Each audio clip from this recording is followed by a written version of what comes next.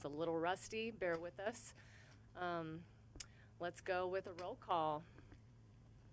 All right, and I'm going to try to remember your names because, of course, I forgot to redo name tags, so we're just going to go for it.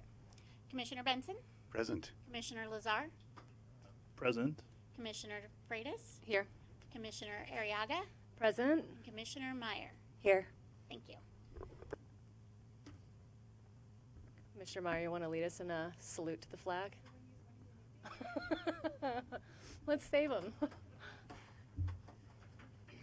pledge allegiance to the flag of the United States of America and to the republic for which it stands, one nation, under God, indivisible, with liberty and justice for all. Thank you.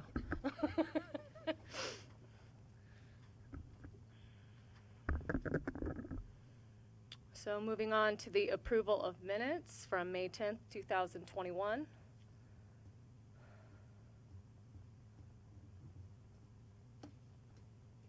I'll make a motion that we approve the minutes of May 10th, 2021.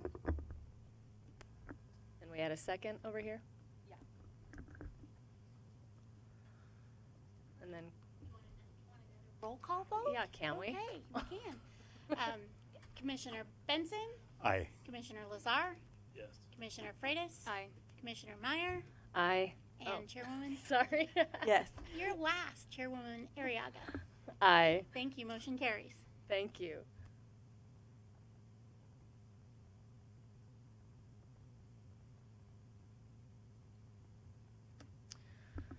So oral communications.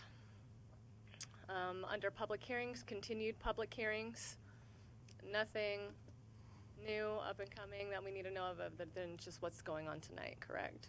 Correct. We want to check and see if there are oral communications about items that are not on the agenda this evening. Right, so opening up to anyone here, are there any new things that are not on this item that anyone here is to speak about or would like to communicate? I'll take that as a no. So moving on to new public hearings. The Bait of the Zoo Trail, Sequoia. Before we launch into this agenda item, I want to thank the city attorney and principal planner Getz for providing me with the government code 87200 on conflict of interest so that I can recuse myself. For the record, I, Commissioner Benson, am disqualified from taking a decision related to the Beta Zoo initial study mitigated neg deck agenda, as my family has real property in the corridor of the proposed trail known as Segment 4 just south of Booner Street and up to St. Joseph's Hospital. And I recuse myself of the decision making, and I'll leave the dais and sit with the general public. But per section 18704, thank you, Kristen, I will apply my right to address the commission as a member of the general public regarding my family's personal interest in the project, and I will also be asking the commission for a brief extension of the 3-minute limit of public comment. I think I have 4 minutes. I timed it. Thank you, Commissioner Benson. Staff, take it away. Thank you, Madam Chair, and good evening, everybody. It's nice to see everybody in person again. So before you this evening is the Sequoia adoption for the Beta Zoo Trail, which will provide non-motorized transportation and recreational access from the Eureka Waterfront to Sequoia Park. The proposed Beta Zoo Trail will be located along the Second Slough corridor in residential city streets for a total length of approximately 2.75 miles. The trail will be a Class 1 multi-use trail for segments located in natural areas, for example, along the slough and through the gulch, and a Class 3 bikeway where it shares space with motor vehicles in the existing street rights-of-way. Most of the trail will be constructed of a 10-foot wide paved section with 2-foot shoulders on either side of the trail on the Class 1 portion. Although in certain locations the trail and shoulder width will vary due to the topography and other factors. The northernmost point of the trail is located in the coastal zone near the US 101 bridge crossing of the Eureka Slough at Tidd Street. And it continues on to Myrtle Avenue And after crossing Myrtle Avenue, the trail runs south along the Second Slough corridor and then reaches Zane Middle School. The trail continues south after leaving Zane and crosses Boona Street and then runs west along the St. Joseph Hospital campus, where it eventually connects to existing city streets at Russ Street and then continues south on Dolbear, crossing Harris Street to Chester Street, where the trail diverges and then follows both W and Dolbear Streets, encompassing Washington School, the baseball fields, and the Armory, all the way down to Hemlock on the south side of the water treatment plant.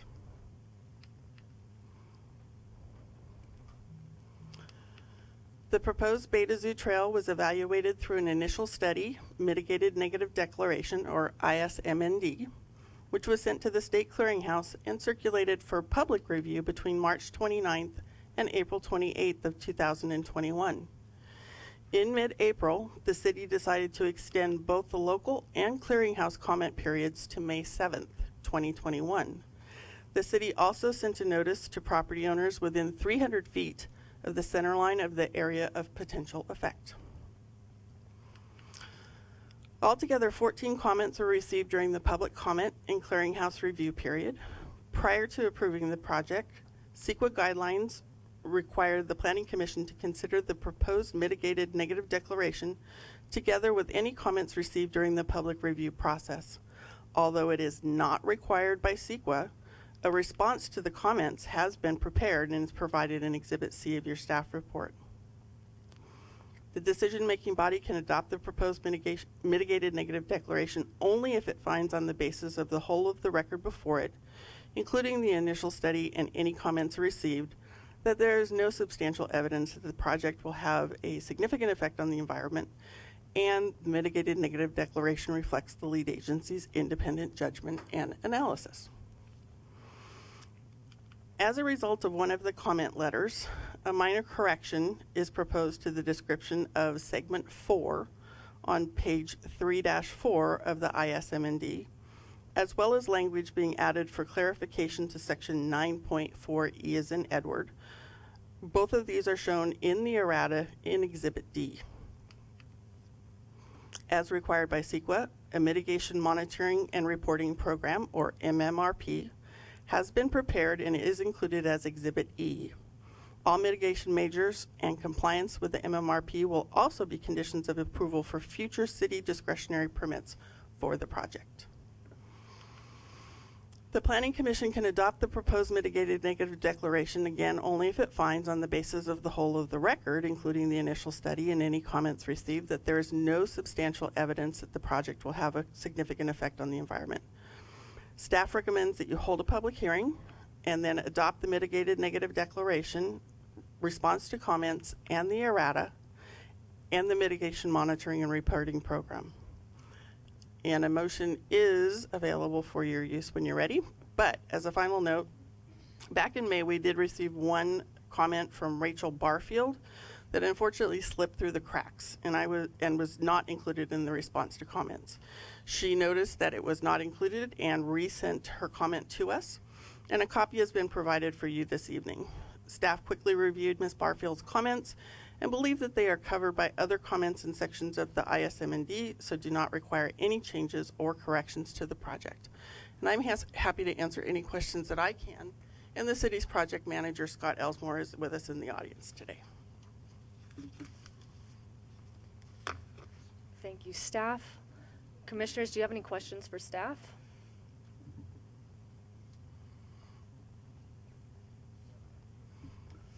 Okay, so I have one question and one disclosure. I have a partner who used to work at GHD and no longer does, and assisted with the preparation of the initial study. I have no financial interest at this point in the project, and neither does my partner. I talked to Principal Planner Getz about it, and she determined it didn't constitute a financial conflict of interest that required recusal, but I wanted to be transparent about that. And my question is about the timing of the project. I don't believe we have funding for it yet, and there still are a lot of permits to go through, including a CDP So I'm curious to know, what are the next steps and how many other opportunities for review are there from natural resources agencies? So the purpose of adopting the ISMND this evening is to make us more available or able to obtain grant funding for the project. We are looking at various funding sources, and it does help to have your Sequoia adopted prior to applying for those types of funding opportunities. We will have coastal development permits and I believe a conditional use permit for the portion of the trail that's located in the coastal zone. And depending on the exact final location of the trail, there's probably not going to be discretionary permits that are required for segments 2 through 6, I believe it is. So there would be, I would say, at least 2 more opportunities for public participation. Okay, thank you.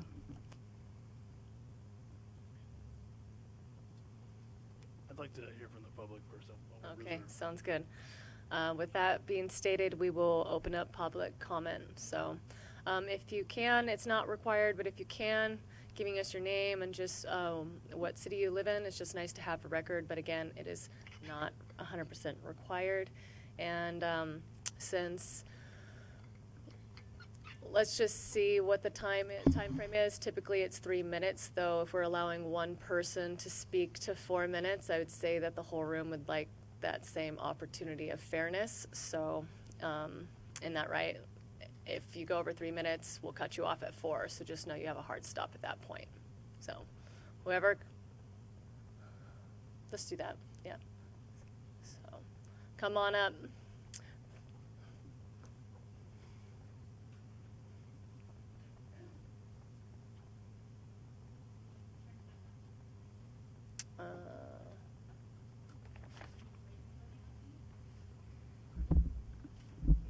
I got it, okay.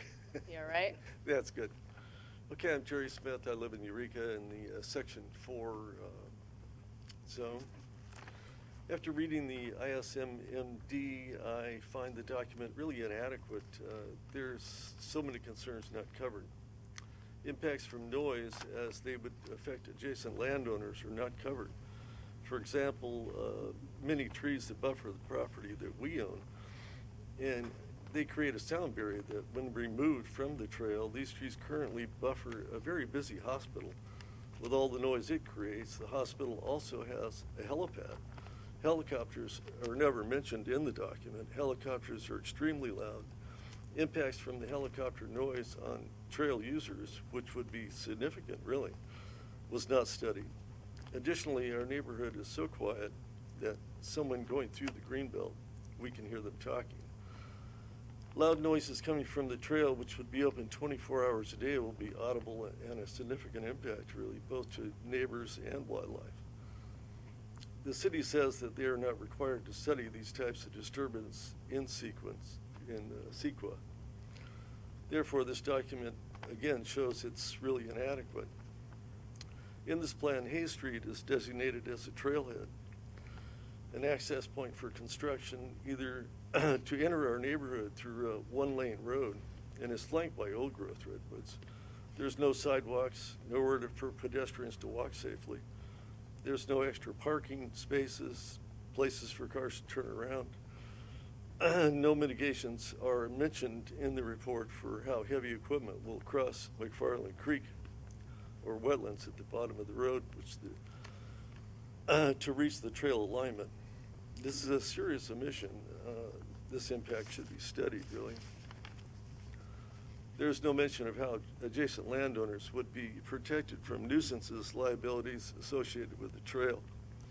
For example, littering, dumping, trespassing, and although fencing is mentioned, it creates a barrier for animals if it's continuous. If it's not continuous, it's really pretty much useless, you know. In steep terrain of a redwood grove, there's no way to build a trail without significant impact. There's year-round springs on one side, a creek on the other. The trail would be somewhere in the middle, I suppose, and at least 10 culverts installed. Once disrupted, this steep land will be held together with riprap, which completely destroys the aesthetics of the forest. No longer is it an undisturbed redwood grove with native plants. No longer is habitat for multitudes of animals that live there. The UN Convention on Biological Diversity concluded that every day up to 150 species are lost to habitat destruction. Thanks for listening to me. Thank you, Mr. Smith.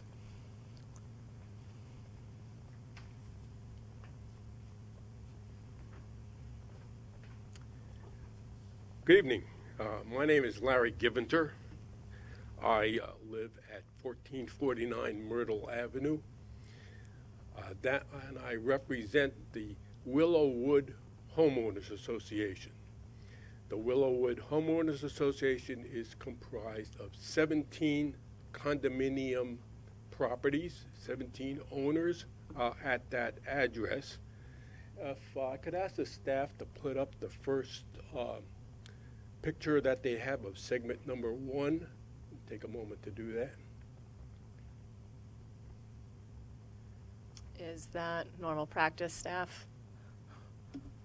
It would be at the pleasure of the commission if we were to put that back up for you. Yeah, please go ahead.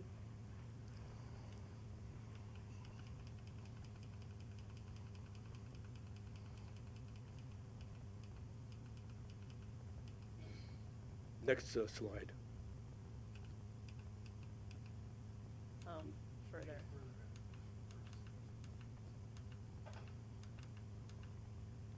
There we are. Thank you.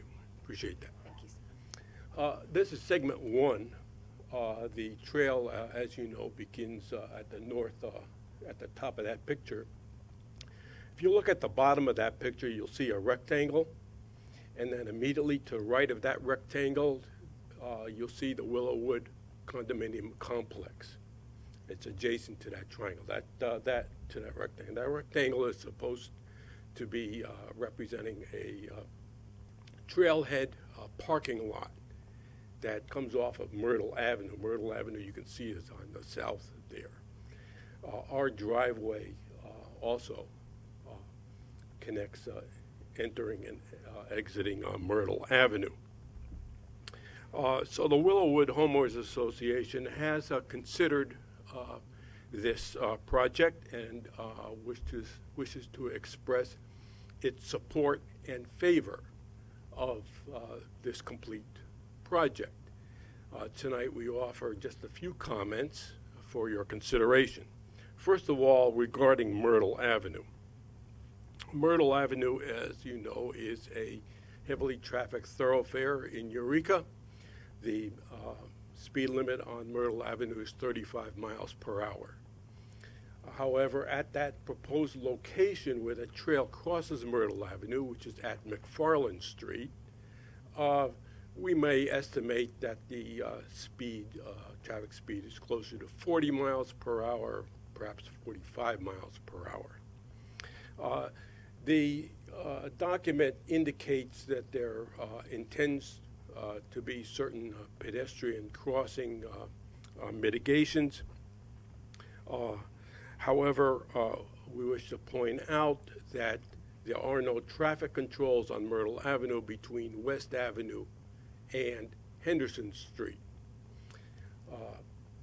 So we would strongly recommend that a traffic engineering study be commissioned for that segment of Myrtle Avenue between West Avenue and Henderson Street, because there are several driveways and street intersections in that area, and we would like to suggest that this traffic engineering study come up with appropriate treatments for Myrtle Avenue, mitigations in addition to those suggested in the document for the purposes of pedestrian, bicycle, and vehicular, both safety and efficiency.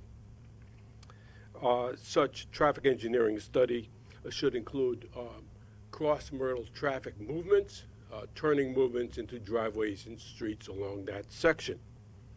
And we would like you to document the speed and volume of traffic on Myrtle Avenue, since the last update on that is many years old. My friend Don Stodmeyer will speak to the second issue of Myrtle Avenue regarding drainage. We would also suggest, as you can see of the location of the properties, that there be an appropriate separation measures, including foliage and/or fencing along the way. Thank you. I have summarized my comments in these documents, which I asked to be distributed. Thank you very much. Yeah, go ahead. Mr. Giventer, I believe you're referring to Harrison Street, correct? Not Henderson, between Harrison and West. Thank you. I got confused with all the H streets in town. I just want to make sure. Thank you. Thank you.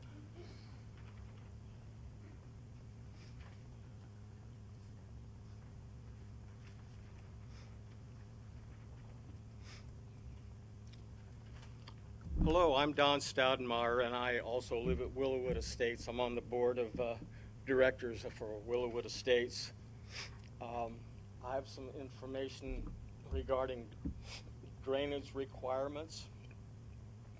Willowwood Estates and Winter Home Chiropractic share stormwater discharge easements on the second slough property. Two 4-inch pipes discharge stormwater into the green space. We need continued access to these locations for maintenance purposes, and contractors need to be aware of the pipe locations in construction. So, I've got a thank you. Thank you very much.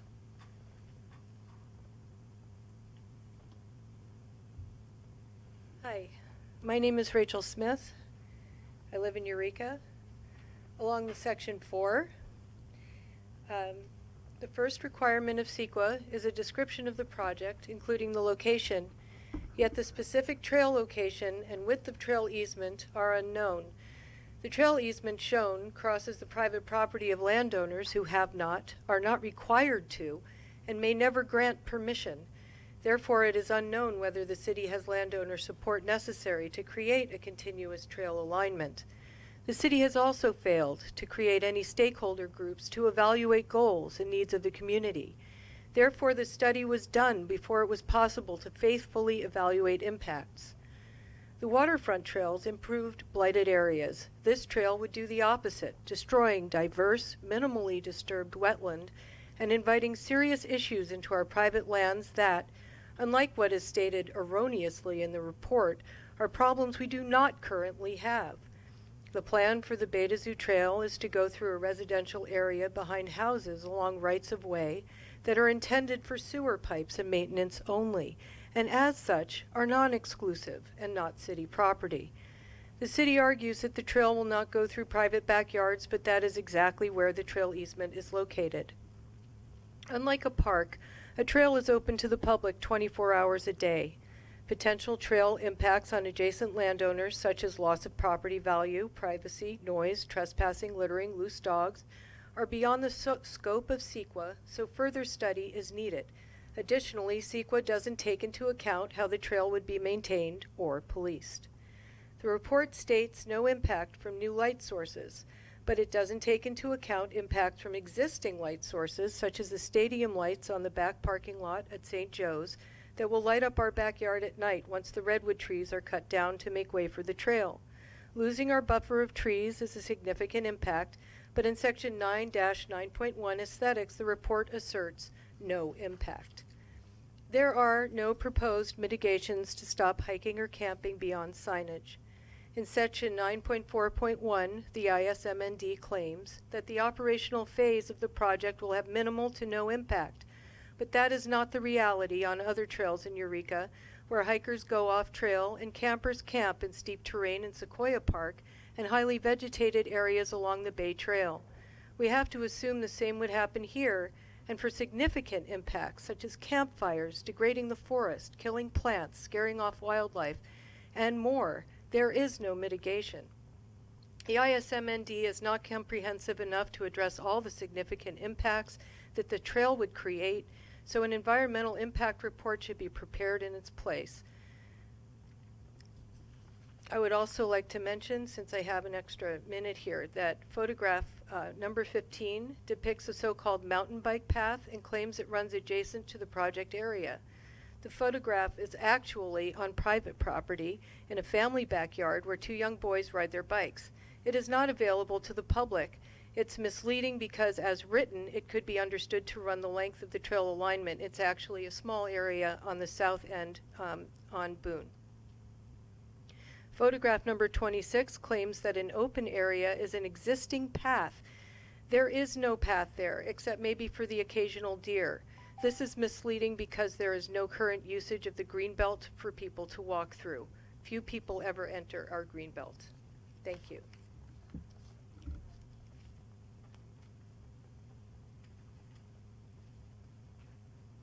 Hi, my name is Linda Creela, and we have 6 acres along the proposed trail. First of all, I want to thank you for the extensive ISMND research, as environmental and protecting natural habitat are issues of utmost concern within our family. Yet the ISMD study failed to include a wetlands report, nor did it encompass the effect on the wildlife, as this area has not been significantly modified by human activity and mostly undisturbed. This natural environment, once changed into simplified human environment, becomes a modified artificial one that is currently home to much local wildlife, and when customized for human use will forever be deteriorated as a natural habitat for the animals. Those with mitigation certainly will consist of an adverse environmental impact, whether it be substantial or insubstantial. This project will engage a negative impact on all the wildlife that roam and habitat the area. The county's research on the sea level rise, according to the California Ocean Protection Council, Humboldt Bay could experience approximately 1 to 3 feet of sea level rise by the year 2060. Even with current mitigation, a water rise in conjunction with a man-made trail will hinder future potential spawning within this wetland area. However, we believe the crux of this project should be the focus on the safety and well-being of our children and all human life, and should take precedence over issues the city has brought to the forefront. During the Zoom meeting, I believe it was in May, the spoken evidence revealed the city has pursued environmental concerns over human existence. The city's Zoom letter read a great deal on safe routes to schools, but I can assure this trail starting at Myrtle Avenue is not a safe route. It is 2.75 miles of confined environment consisting of a canopy cover of branching trees dominated by heavy side foliage with small, deep ponds. If a child or anybody was to confront a bear, mountain lion, or other forms of danger, there is one small escape route that is a 20-foot steep embankment. It is factual there are bears, fox, deer, raccoons, skunks, and opossums living in this greenbelt area, and a mountain lion sighting. We are aware that wildlife travels throughout the community, but this proposed trail, there are no escaping to a nearby house, and screams would go undetected. Aside from the dangers of wildlife, many years a young girl on this trail was a rape victim. We question why the city is at ease with deliberately diverting our children from an open, accessible route to a confined, unsafe, wooded area, inviting them into the lion's den. As you may recall, on May 10th, 2015, a mountain lion sighting was reported on the proposed trail by the Department of Fish and Wildlife. It seems highly more responsible to keep the young children on McFarland Street, which is already a direct route to Zane Middle School from Myrtle Avenue, and is on a low-traffic city sidewalk that is exposed to houses versus bears and mountain lions and potential other forms. Nor is this misconceived concept a practical trail for hospital employees, as the trail originates miles below the hospital in a commercial atmosphere, and the only other entry to the trail is a block from the hospital. We would solicit to the city planners a more significantly profound, sensible, responsible alternative route for our children, hospital employees, and the general public to assess essential services and to deem an alternative, actual safe route a couple blocks east from I don't mean to McFarland cut you off, ma'am, Myrtle but we're at our Avenue. limit, and I thank you for your comment tonight, and I hate to cut anyone off, Thank you. but thank you.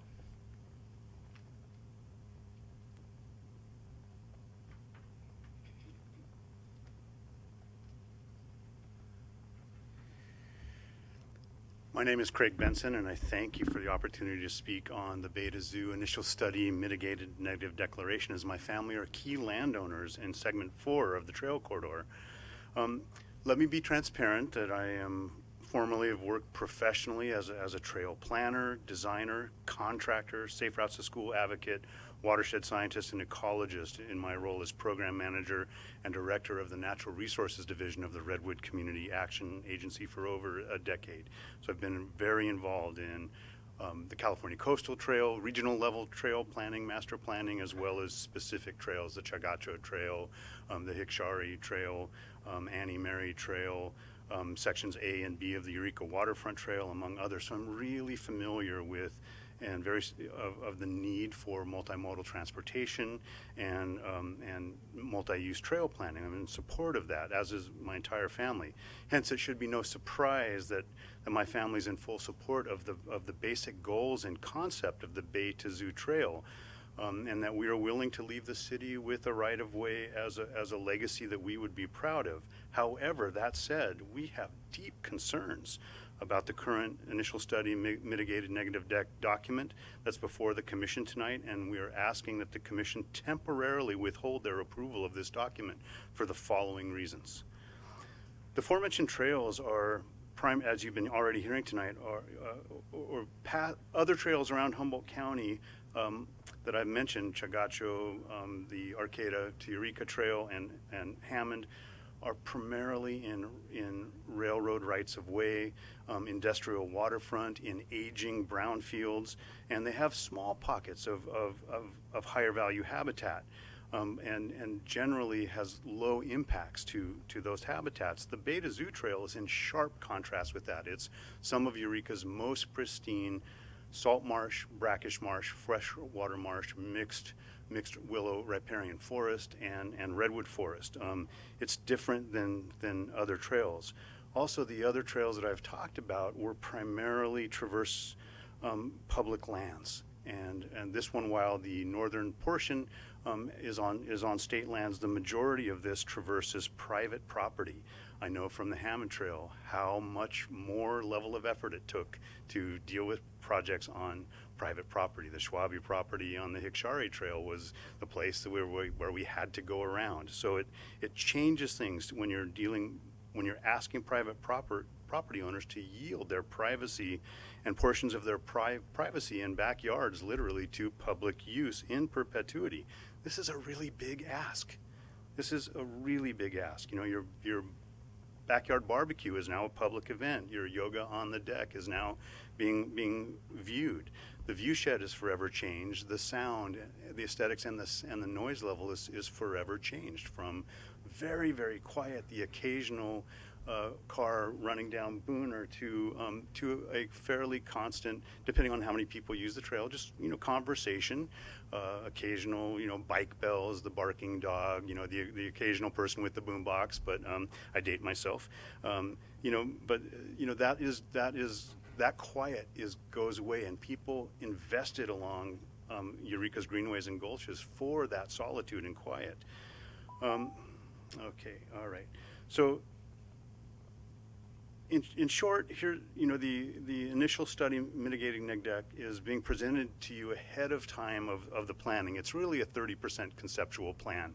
It is not at the level of Sequoia, which is typically 65% plan specifications and estimates. We're really not seeing that. You're being asked to approve something without the trail right-of-way being indicated. You're being shown a corridor without really being shown an alignment, so the impacts are not able to be evaluated. I So hate to cut you off, Mr. Benson. no problem. Thank you Thank you very much. for your time.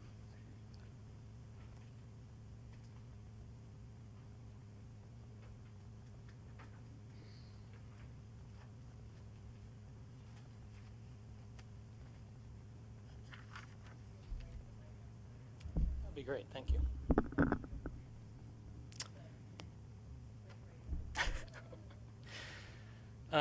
Good evening, Commissioners. My name is Colin Fisk. I'm the Executive Director of the Coalition for Responsible Transportation Priorities. And we strongly support the Beta Zoo Trail, and we request that you take action to move the project forward tonight.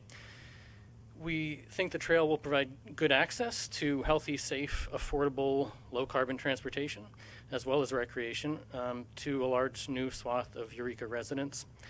It will connect those neighborhoods to the growing regional trail system, making bike commuting more feasible and attractive and improving local quality of life. It'll also allow better access to the hospital district and the zoo for people who choose not to drive or who can't afford to drive. That said, we do have a few concerns about a couple aspects of the trail's current design that we don't feel have been fully addressed in the mitigated negative declaration in response to comments, so I'm just going to lay those out quickly. The first one is that south of Russ Street, as you heard, the proposed trail design dumps bike riders onto Dolbeer, which is quite busy, and doesn't provide any accommodation for them beyond what they call sharrows. And that kind of environment really is acceptable only to the most confident bike riders, not to children and families and beginning riders who are, among the types of folks that we would hope a trail like this would encourage. It's also demonstrably more dangerous for bike riders than separated infrastructure due to the mixing with what Sequoia might refer to as incompatible uses like trucks and emergency vehicles. So we ask that you would consider an alternative design for that segment of the trail that provides separated infrastructure for bikes. The second concern is that the proposed design uses rectangular rapid flashing beacons for the crossings of Myrtle, Harris, and Booner. And these designs are meant to make bikes and pedestrians more visible, but they don't require drivers to yield, and many drivers don't yield.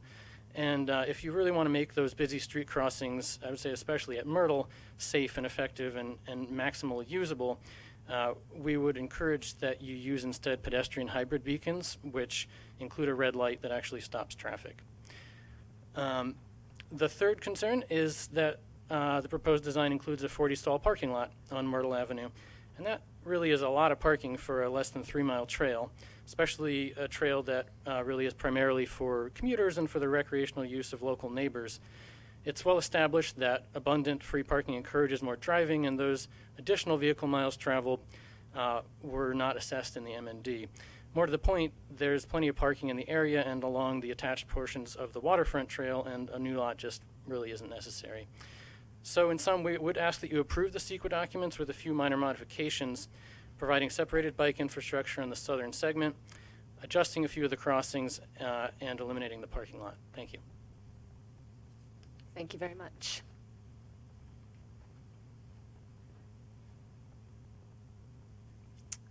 Is there anyone else who wants to speak on this item before we close the public comment section? Going once, going twice. All right, the public comment section is now over, and I'd like to turn it back over to the commissioners for questions for staff or other items.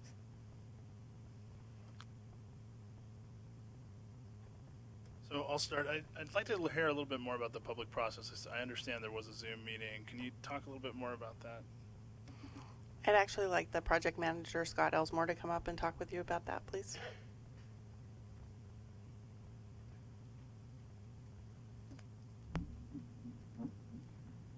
Thank you. Good evening. My name is Scott Elsmore, Transportation Project Manager for the City of Eureka. So, question was regarding general outreach on the public or for this project. So, kind of roughly, the project kind of originated in 2016-17 when city schools and city staff kind of established the Beta Zoos Trail specifically. I think the concept had been around before that with the Eureka Trails Commission. In 2018, it was created as a council vision. But specifically as far as outreach goes, in 2018, when the project became a council vision and the first set of applications went after funding, there were phone calls to adjacent property owners along the potential trail alignment at that time. There in 2018, there was a Safe Routes to School walkability audit, which was walking through the neighborhood, looking at that potential trail and some other options out there. In 2019, City Council had accepted the funds for the environmental process, so there was some outreach there. There was a council presentation regarding the trail in 2019. And 2020, when the environmental process started, we went through and made phone calls to as many folks as possible that were along that identified alignment. In 2021, I believe May or April, there was a community meeting, and then again we reached out for the ISMND as well. So those are some of the community outreach events. You seem very prepared for that question. I figured that would pop up, so I didn't memorize off the top of my head, so I had to go through my notes and I wrote those ones down. Right. So. Can I also ask a question? So when you're doing community outreach and pulling phone numbers, is this just a public database of the numbers? Like, how are you guys, are you going through, just because I don't know exactly, the process that you took and as far as contacting the specific owners and whatnot for the APNs listed. So we have a couple different ways we can go through that. We have some of our interior computer programs. One is we have databases through like water and sewer billing rates. We have our GIS internal system that has APNs where we can pull addresses for their city.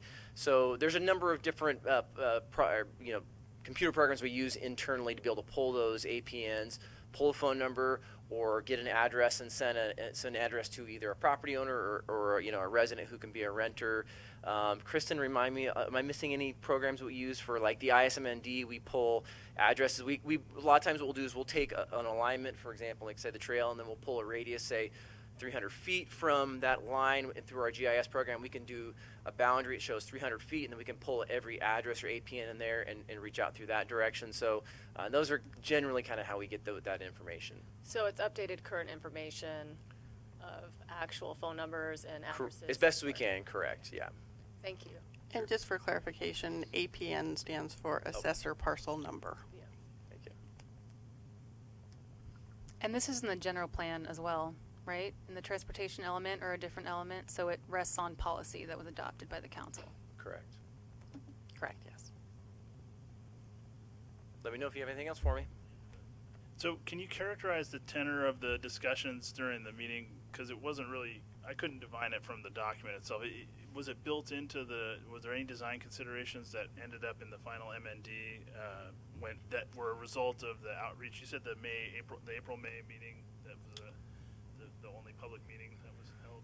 So is your question, did any comments from that affect the design at all? Yeah, before the MND was circulated and completed the draft? Well, I mean, I would say it depends. So the process of environmental is drawing essentially a corridor to say, hey, this is the area we're looking at for environmental concerns to determine what the trail alignment would be. As far as the design of the trail, a lot of it's fairly basic as far as like, 10-foot wide with some 2-foot shoulders. That is kind of what it is. The next step of the process would be to go through and negotiate right-of-way and those things, and that would be the final adjustments to what actual alignment would be. But I would say, there was nothing substantive that came out of those meetings that changed the design per se, if that's what the question is. Well, like when I read the document and I saw the offer of potential fencing, it seemed to be signaling that there was concerns raised at some point in the public discussion, and that would be an example of the kind of like concerns that maybe emerge in a public setting that perhaps were at least in some way incorporated, but that still remains to be seen how that would materialize, it seems like. Yeah, I think that's a good point. So those concerns have come through out of that process, and we did address those in the ISMND and say fencing will be looked at as an individual basis, because until we have the exact alignment and we talked it, because I've talked to a lot of different people out there, and I've had some that say, this is great, I have no problem, go for it. And there's some that say, no, definitely not. And there's some that say, it's not bad. I'd like to see a fence here. So it's kind of on an individual basis. And so we put that in there to say, well, we kind of have to deal with that on a property by property basis. But it is something that came up because people did have concerns about it. So we wanted to address and say, hey, this is a possibility depending on what the individual situations are. Thanks. Okay. Let me know if you have more.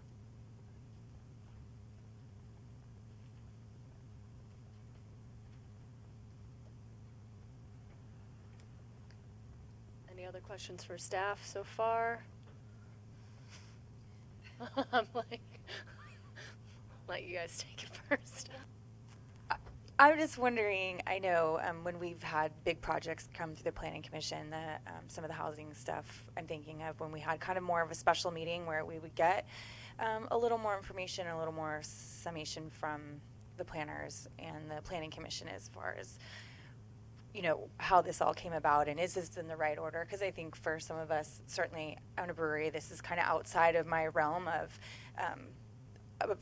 professionalism and what I know, but I, you know, certainly read through it, but it just seems like maybe we might all could use a little more background and information from who put this together and how it came to be. And I don't know if we can request a special meeting to maybe come back to this and have a chance to get a little more educated before we make such a big decision. I certainly think that would be up to the commission.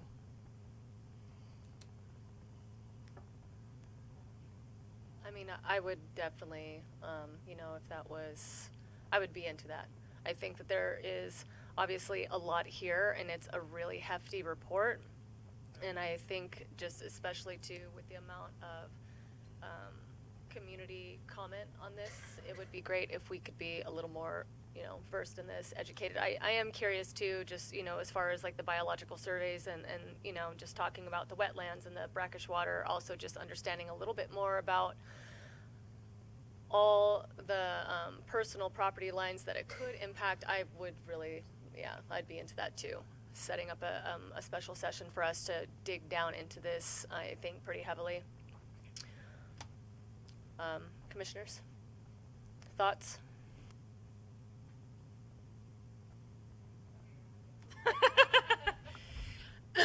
So I think what I'm hearing from some of the commissioners and some of the public is the largest concern is not having complete certainty of where the alignment is going to go.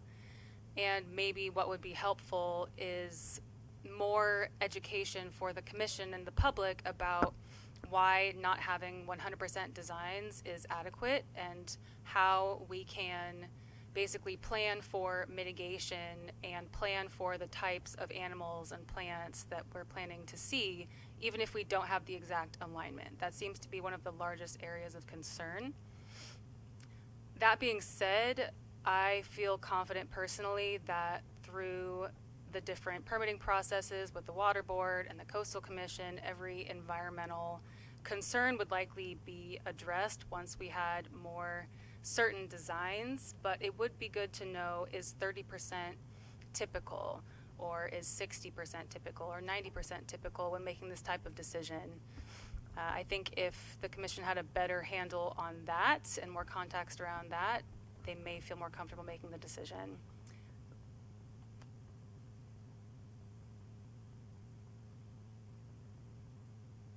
So I guess one of my concerns is that we're coming out of not having public meetings. It has not been a good time to solicit public comment. It hasn't been a good time to really have a thorough dialogue, and Zoom has its limitations. So this is a large project. I mean, in my mind, this is an important project, and while I will say I have some reservations about the fact that we're doing an MND adoption ahead of having final, not even final, like we're not as close to the target as I'd like to be in terms of use permit, coastal permit. Those are going to affect the project design, and if we don't have parity between what we adopt tonight and what ends up emerging coming out of those processes, we're going to be back doing a recirculation or at least something along those lines. So I get it. We got to solicit funding. We got to secure that, and there's an incremental nature to these types of projects. They don't come overnight. I just drove from Bend, Oregon this morning. I woke up there. They're a great example of a community that has developed a network of trails, and I know it didn't happen overnight. And there are situations where some of the comments we heard tonight, crossings on Myrtle Avenue and Booner Street, are problematic. And some of it's mitigated by general traffic volumes being attenuated by actual traffic levels that we don't have yet. We can drive fast in our city, and you can't in Bend, Oregon. Those are things that I think some of the comments I heard tonight are germane to. And then also just the same concerns about private property and the interface between the rights of way that will be essential to this trail emerging and the abutting landowners. And I went to all the different segments last week, and each one has its own kind of flavor to it. And that's hard for me, and I would say it's even harder for the public to do. But I have some reservations in that regard. But I am supportive of this project, and I'm absolutely confident that we can get where we need to move forward. But coming out of COVID and having a public meeting with very little preceding it, from my perspective, is problematic, and I'd like to see more.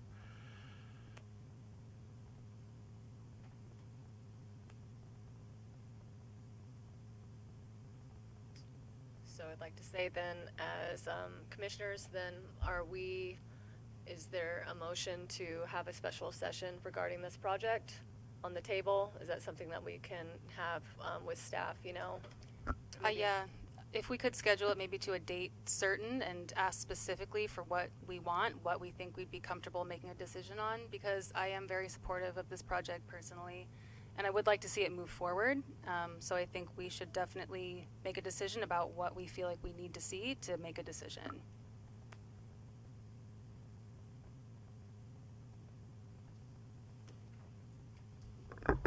I'll make a formal motion to hold a special meeting at a time to be determined.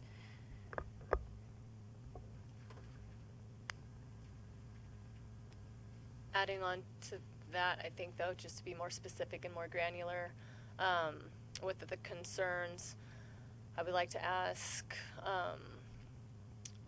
I just need a second to gather. I have a few notes here just to add on to that, because there are some specific things that I would like to see, and I think you mentioned there's a few. So let's start with that, add on to it. I'll just jabber for a minute while you gather your thoughts.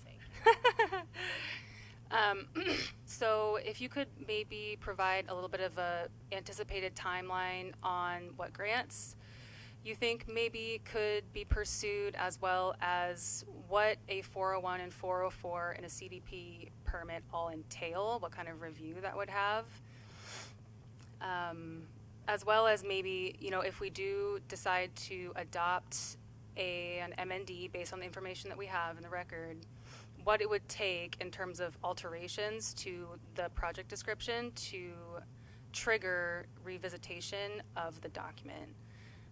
Say, for example, there was something in the CDP that required us to pick a totally different alignment that maybe the existing biological study didn't cover. Those are a few things that maybe the commission would find helpful. Also, I just would like to add to, with the condition, is us just discussing. I know that there is some boundaries, that could shift and change, but I do want to address the traffic study for safety. And I think you covered the timeline project and the alignment. So, Commissioner Lazar, do you have a few to add? Yeah, I think there was comments about the helicopter pad. I walked out to the helicopter pad. The forest goes down rather steeply in that section, so there's a grade difference of at least 50 feet from where any potential alignment would be. So to me, it's not as problematic as far as that goes, but still, I'm envisioning what this might be like. I don't have plans in front of me, but I know it's not going to be right there at the edge. And I don't think it's not a public. I'd ask staff to answer this one. It's not a public airport in the context of the Sequoia checklist. It's a private helicopter pad for St. Joseph's Hospital, and I don't believe it warrants the same consideration. So I don't see that as a deficiency, but I do think that to that comment, I don't see a problem. I would like to see more details about potential design associated with the two crossings, Booner and Myrtle Avenue. Those to me are fundamental, and I think the concerns we heard around Dole Beer and the zoo, Colin's right. I mean, I'm a cyclist. I was a bike messenger in New York City. Like, I don't feel comfortable in a lot of different rights of way in this city, and those would be ones where I would be watching out for sure. There's a lot of traffic in those areas. So, to me, I would be keenly interested in seeing more details on that. It would give me greater confidence in the project or greater concerns depending on what emerges. To kind of dovetail off of that, I love the idea of pedestrian hybrid beacons, as one of the commenters mentioned. If we could get some information on whether or not that's feasible, and if not, why not?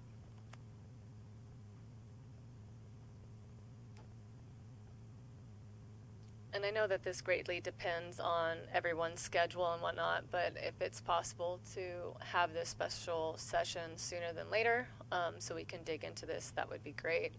I don't want, depending on the outcome of things, I don't want to postpone it, for months and months and months and months. So I would be keen to clear my schedule for something like this sooner than later.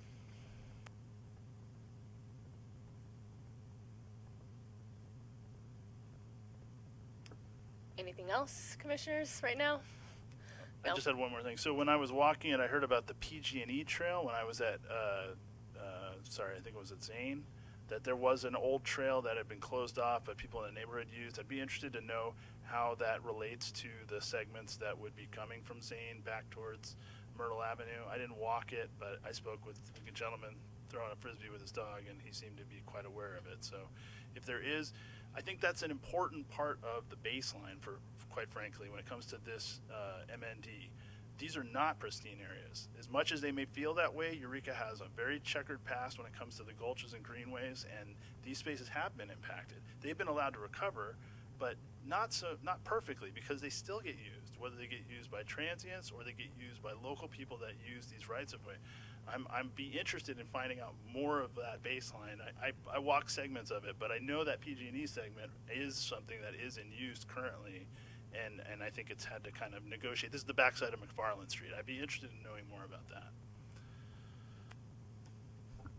And I just kind of want to end this on a positive note and say I think this is a fantastic project. I'm really excited about it. I know there are some concerns about safety and how it will affect neighborhoods, but I'm excited to see us moving in this direction. If Bend has it, I want it, and I think we can have it. So thank you for moving this forward, and let's just take the time to answer everyone's questions and do it the right way. So now, how is that motion all tidied up for us? If I can offer, I think we have some direction to staff on what we'd like to see at the next meeting, but we want to schedule a special meeting, a special session, not on a regular meeting date, and then give a chance to hear additional presentations from staff and also from the public. Is that kind of what? So I might suggest that you actually continue this to the next meeting, and we can hold the special meeting in between. But we also need a second to the motion that was made by Commissioner Mayer. I'll second it. Thank you. So we'll just go with ayes or no. Everyone for this motion to carry it over, say aye. Aye. Aye. Aye. All those against? Great. Carries over. So I do want to say thank you to the community members here speaking tonight. I know that it could be kind of nerve-wracking, but it is really important being engaged and involved and saying your piece. So thank you very much for being here and taking time out of your day to communicate to all of us. Truly.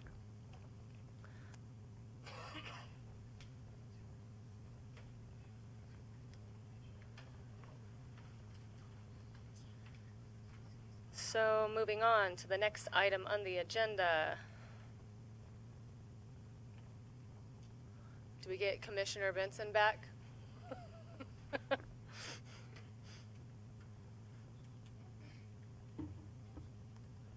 Right.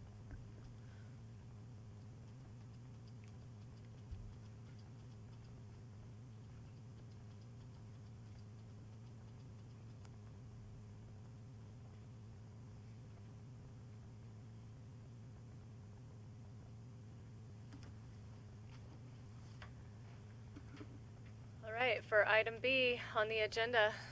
Staff, take it away. Thank you, Madam Chair, and good evening again, Planning Commissioners. This is a request for a review of the Director of Development Services action on 2 subdivisions on A Street for applicants Larry and Carolyn Hogg.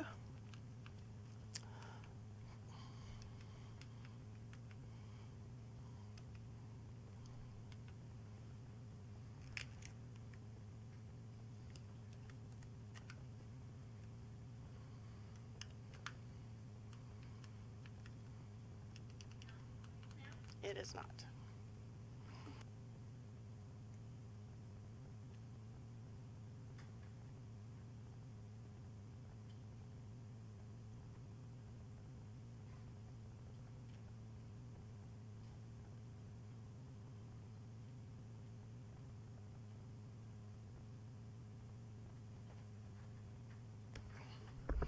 Sorry about that.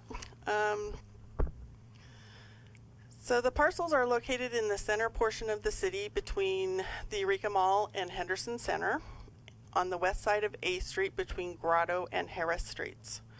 The parcels are separated by 2920 A Street, which is developed with a single family residence, and parcel number ending in 017 is located on the north, and parcel number ending in 015 is located on the south, and all 3 parcels are owned by the applicant.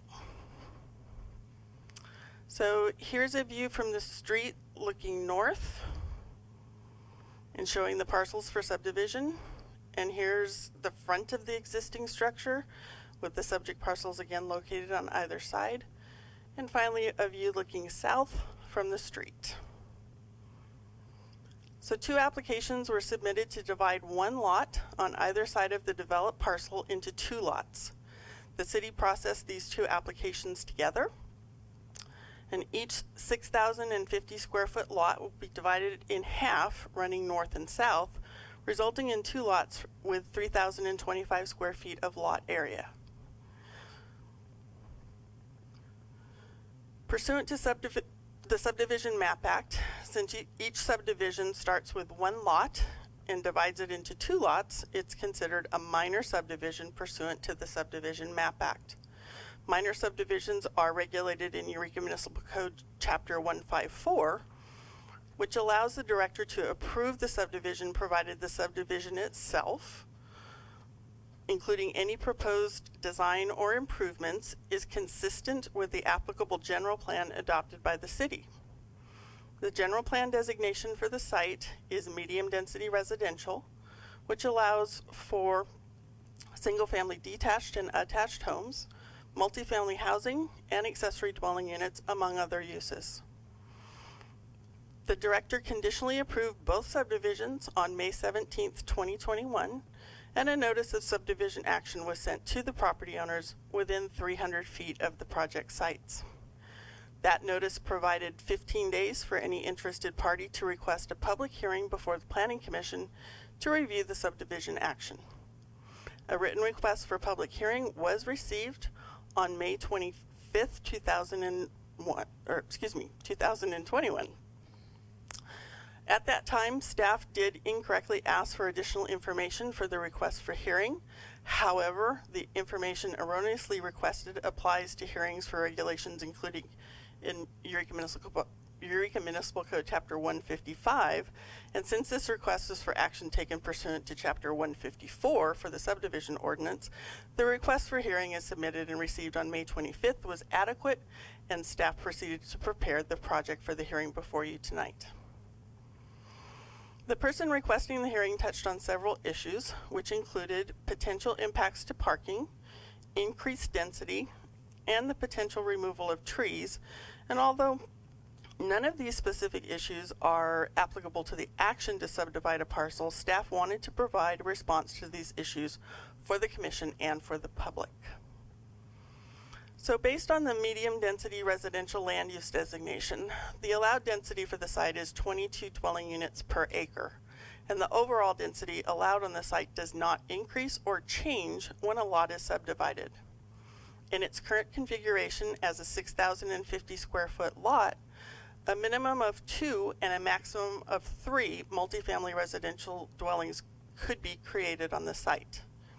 The units could cover up to a maximum of 70% of each lot, and the maximum floor area allowed for each lot is 100%. Additionally, the maximum height is 35 feet or approximately 3 stories. Based on these standards, a maximum of 6 multifamily residential dwellings could be allowed between the 2 lots, or 3 multifamily residential dwellings on each lot. With the subdivision as approved by the director, the density remains at 22 dwelling units per acre. And with 4 lots, each with 3,025 square feet of area, a minimum of 2 and a maximum of 2 multifamily residential dwelling units could be developed on each lot. Up to 50% of each lot could be covered by structures, and the maximum floor area allowed for each lot would be 55%. The maximum height allowed would be 24 feet, or approximately 2 stories. And based on these standards, a maximum of 8 multifamily residential dwellings could be allowed between the 4 lots, or in other words, 2 multifamily residential dwellings per lot. We've also provided a graphical comparison for you, which shows for each site, the total number of lots, the maximum units allowed, the total amount of lot area that could be covered with development, the total amount of floor area that could exist in future buildings, and finally, the overall height that could be allowed on each site. This shows that although the total number of dwelling units that could be developed is more with the subdivision, the total height and massing of the buildings allowed for development is actually less. In regard to the concern about parking, the regulations would require 1 off-street parking space for each dwelling unit. However, dwelling units that have a floor area of 500 square feet or less are exempt from parking requirements. If the sites were not exempt, as configured, the lots would currently require 3 off-street parking spaces, and following subdivision would require 2 off-street parking spaces on each lot. Additionally, the municipal code provides various types of reductions that can reduce off-street parking requirements. For example, projects that are located within 600 feet of a transit stop can reduce their parking requirement by 30%. Likewise, projects located within 300 feet of a Class 2 bike lane also qualify for a 30% reduction. This project would qualify for both of these reductions. Additionally, projects that provide bicycle parking over and above what's required by the code can also reduce off-street parking space requirements. So the possibility exists that future development on the site, either with or without the subdivision, could be 1 or even 0 off-street parking spaces. Finally, the concern was raised regarding tree removal. If trees are proposed for removal prior to or during development, the tree removal section of the municipal code will apply. Trees proposed for removal without a building permit for development that are listed on the protected tree list in the code and have a diameter of 24 inches or a circumference of 75 inches as measured 4 1/2 feet above the ground would require a tree removal permit. For protected trees proposed for removal with a building permit, and the trees are located within the footprint of the building or within 15 feet of the footprint of the structure or the access drive to the structure, those can be removed without a tree permit, provided the trees are shown on a plan submitted for the development. The tentative parcel map may be denied by the director for any reason provided by State Subdivision Map Act, resolutions, or city ordinances. The director must deny the approval if the following findings apply. The map, design, or improvement of the proposed subdivision is not consistent with the applicable general, coastal, or specific plan. The site is not physically suitable for the land use or proposed density. The design or improvements are likely to cause substantial environmental damage or substantially and avoidably injure fish or wildlife or their habitat. The design or improvements is likely to cause serious public health problems, or the design or improvements will conflict with public easements that exist for access either through or for the use of the property. The analysis showing that none of these findings apply is provided in your staff report. Staff is recommending that you hold a public hearing and adopt a resolution to sustain the director's action to conditionally approve the subdivision. And I have a motion available for you when you're ready, and I'm happy to answer any questions. Thank you, staff. Commissioners, do you have any questions for staff at this time? Is the applicant here tonight? Is there more information on what is the actual plan for development of the lots? Will it be multifamily or will it be single-family homes with accessory units? Sorry, trying to get the lights back on for you. So single-family residential, new single-family residentials are not allowed in the R2 zone district where this is located. So they would have to do a minimum of at least 2 units on the site, and that's where I was talking about a minimum of 2 or a maximum of 2 after the subdivision happened. I'm Brian Riley. I live outside of Blue Lake. My customer's planning to do a single-family dwelling with an attached ADU, 4 of them, 1 on each lot. That's the plan right now. Single story, Single story, sorry. With 2 parking spaces. Do you know if they, and this is a little bit irrelevant, but just out of curiosity, if they will be sold individually? No. Thank you.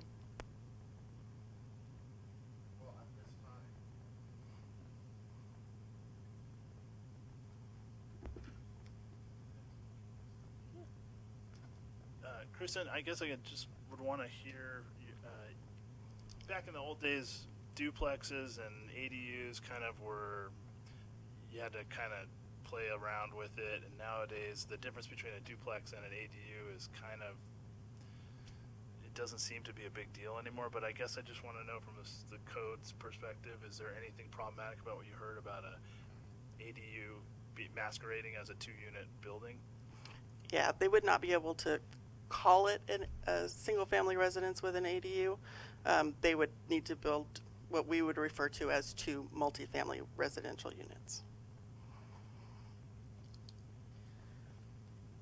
Any other questions for staff before we open to public comment? Okay, great.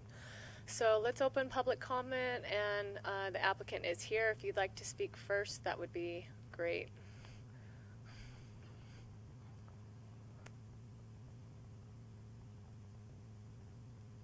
My name is Larry Hauk, and I actually live in McKinleyville. And when I bought this 3 lots, I totally bought a drug house that was like rampant with destruction. And I came in there and I cleaned it all up. And like the alley had berry bushes that were out 8 feet into the right of way. And I cleaned all of that up, and I've continued to keep the place clean. And then now I want to develop these lots and split them up. And when I was first introduced to this through the city, they suggested that I split these down into 3 lots each. And I thought that was a little bit too dense for that neighborhood, so I just wanted to make it fit in to the neighborhood and do the best I could to be a good steward to the city.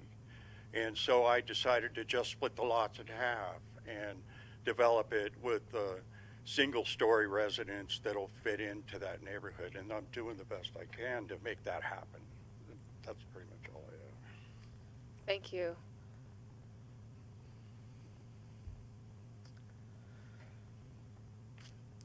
Is there anybody else who would like to speak on this project?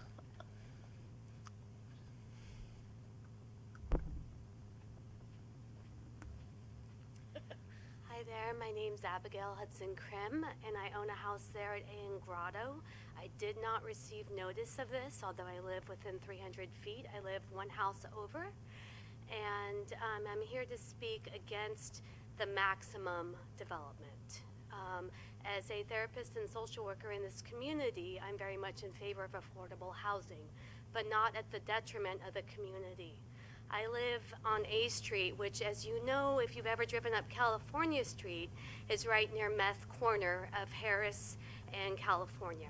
And there's already a large apartment building there, and there's already a bunch of those little tiny houses there that back onto the alley, which is where they want to build this development. And so I'm really in favor of not having this maximum amount of development. Single family home, sure, great. We need more of those. But the maximum amount of people is going to bring in more people when we have multifamily like that. And we already have a lot of those sort of apartments around there. We have traffic problems already on Grotto with everybody zipping down Harris, like trying to cut over from not having to do Harris Street or Henderson Street. So people zip down Grotto. We have a traffic problem there that nobody is addressing, which is going to get worse if we have all these little individual developments. We have giant ancient trees there that right now I look out my window and I see and are going to be cut down, and I'm going to have light pollution from whatever gets built there also, in addition to taking away our green space and the cleaning of the air. We're going to have problems with parking. We already have a very limited parking in that area when anybody has lots of people over. We are a borderline community, and we deserve to have the preservation of our community, and the older residents that live around in that community deserve to have a safe community that they live in, one they feel comfortable walking in, and less crime in that area. We are not as well-to-do of a neighborhood as was talked about earlier with this tract for the zoo development with the trails. And so I'd really like our voice to be heard tonight, that we are in favor of people having affordable housing. I'm in favor of that. I'm not in favor of the maximum development. These 4 ADUs or whatever you want to call them are going to have a lot of people crammed in there and a lot of people cycling in and out. And we already have a huge problem with garbage and traffic. There's a halfway house there on California Street, just 3 houses away from where this is, at the end of Grotto in California. So it's not necessarily already that safe of a neighborhood as it is for the children and elderly that live in that neighborhood. So I encourage limitations on the development of that space. Thank you for listening. Thank you.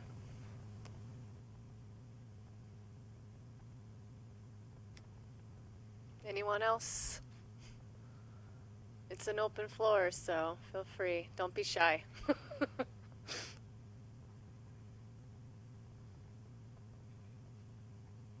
Hi, my name is Rick Haney, and I live on Grotto Street, right around the corner from where this development is being planned.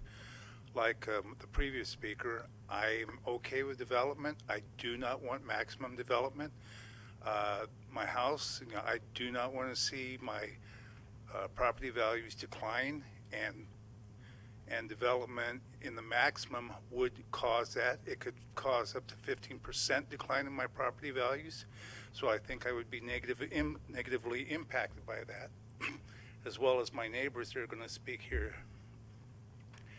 And as far as the drug house on the corner of California and Harris, there had been a fire and that was shut down. Up to that point, we had a lot of crime in the area. We had a lot of people walking by that you probably wouldn't want walking by your home. And if this development is approved and they access the property through that alley, you're initiating a causeway for this type of activity coming onto A Street. Now, I don't live right across the street from this. I live right around the corner. But what it would do to our neighborhood is cause crime to increase. And I don't think anybody here would ever want to have that situation in their neighborhoods. I also am concerned about the parking. Right now, it's close to maximum off-street parking as it is. And if they have the maximum density, medium density that you're talking about, I figure every apartment is going to have 2 minimum cars, maybe 3. Now, you figure 3 cars per unit, And depending on how many units you put on this property, it's going to create too much density for parking. So if you have one spot per unit, that means 2 cars going to go out on the street per unit. Now, that it could be 1, could be 2. I expect most people to have 2 cars with an additional car sometimes. So it's definitely going to negatively impact parking in this area. So I'm looking at the crime, I'm looking at the parking, I'm looking at the reduction in property values with medium density housing. If it's developed in such a way that if it's developed in such a way that this doesn't happen, I'm okay with that. I just don't want to see a huge amount of development happening right across the street. Thank you. Thank you.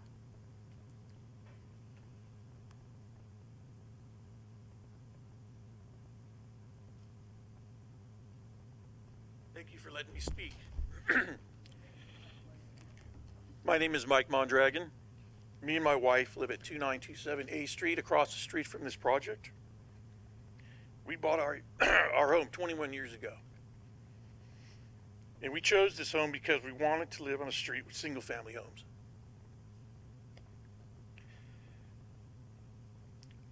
The city manager or the development service director has given no consideration to other homeowners on these 2 blocks.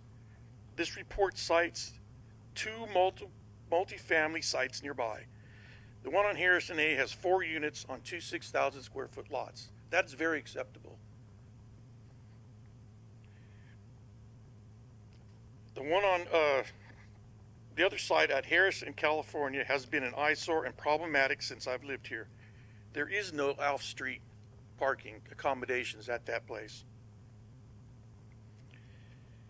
The multifamily building this report cites has a negative effect on everybody on A Street and California as well. Just research the police and fire department call log. It has been ongoing for the last 10 years. So when I get this report that says you have the chance of putting mass density on these 2 properties, I see this same deal as on California and Harris.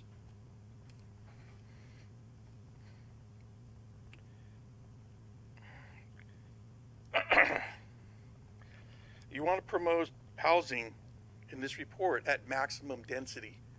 It doesn't fit this street. Maximum density of just single-family homes. We're all homeowners there, and we've been there for 20 plus years. This does not give me and other homeowners the quality of life the city's general plan speaks of. Let's use common sense. For every unit you allow to cram in these 2 lots, there will be at least 1 auto. And with no provisions of off-street parking, we're already at capacity just from the multifamily unit on California and Harris. It also says that the developer can omit up to 60% of the required off-street parking because you're near a bus line and a bike path. I mean, is that really what's going to happen? I mean, are people going to really use that? Everybody drives their car to work and back. This is Humboldt County. We have an average of 40 inches of rain every year.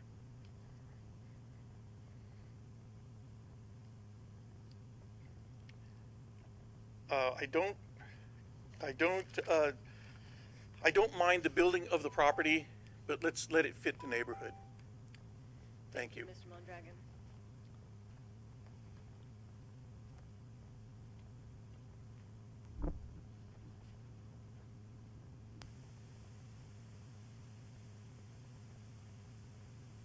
Hi, I brought copies for you so that if I have to read real fast to cram this in 3 minutes, I might ask if I might have a 1-minute brief extension as Commissioner Benson was granted.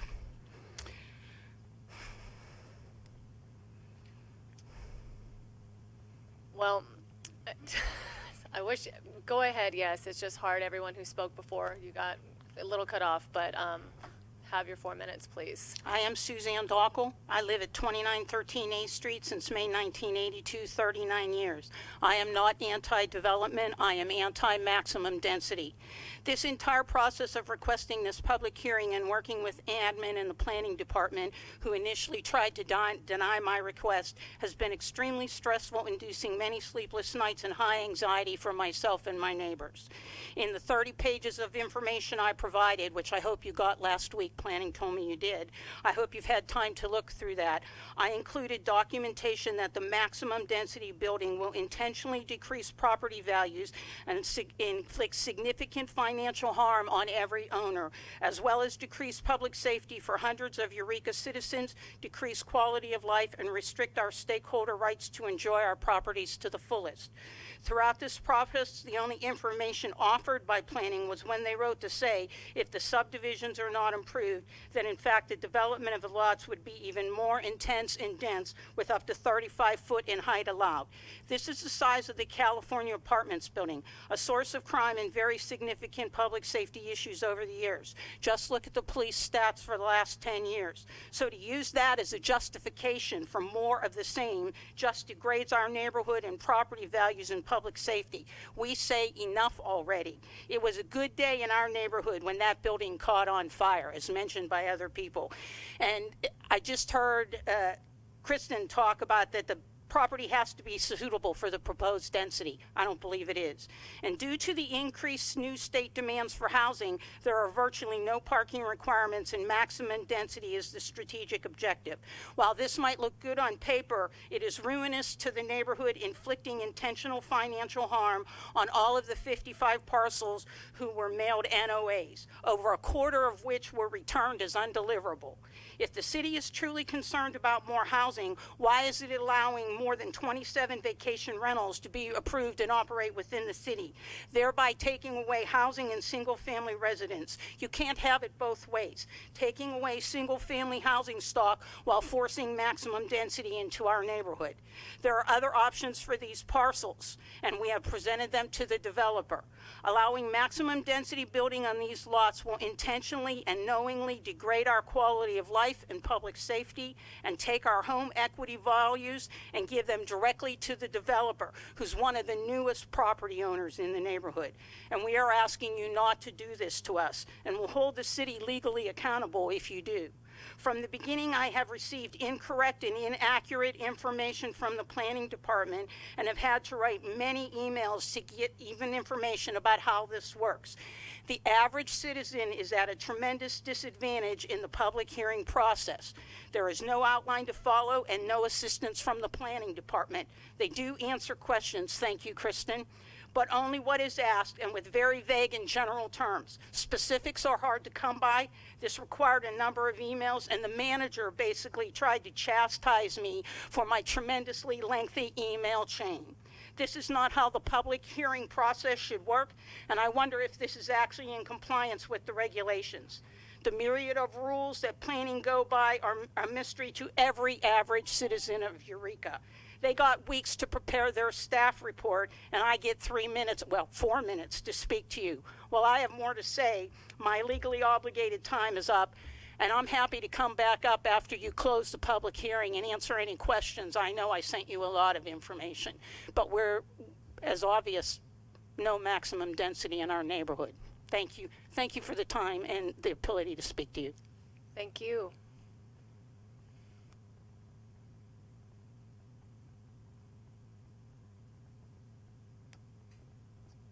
Is there anyone else who'd like to speak on this topic tonight?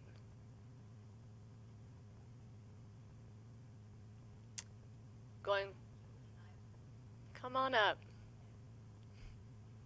I don't live on A Street. I actually live up a few blocks on D Street, and I've been pondering this dilemma. I don't see any harmony between your vision and goals for housing and those of us who are residents in the area. I live at my home, like many of these people, for 33 years. And this last year, I have what's called an ADU now, looming over my backyard. So 2 stories this thing is there, and I've been deprived of my quality of life in that portion of my home. And there's no explanation, and I see this as a blighting of our quality of life. There is no consideration, let me put it that way, for protecting our rights. The original zoning permit that I had in a residential zoning area neighborhood of Henderson Center. And I'm very perturbed, and I came really to ask you questions about why are these contiguous, beautiful areas of Eureka being blighted, in a sense, by this forced density. Can't we go out to Cotton? Can't we go, aren't there other areas to develop? These Floyd Squires places that are languishing, that need to be converted to housing. Anyway, thank you. Thank you.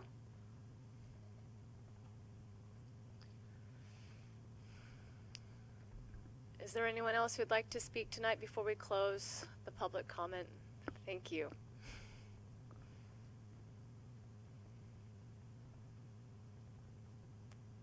Hello, my name's Jack Roby. I live at 2905 A Street. I've lived there for over 20 years. I'm obviously, for most of the reasons mentioned, opposed to high density or maximum density development on this property. I do have a couple little side notes. The alley between California and A Street, which is behind this parcel, is a main thoroughfare for, how should we say it, the shadier residents of the city on their way to and from their drug houses.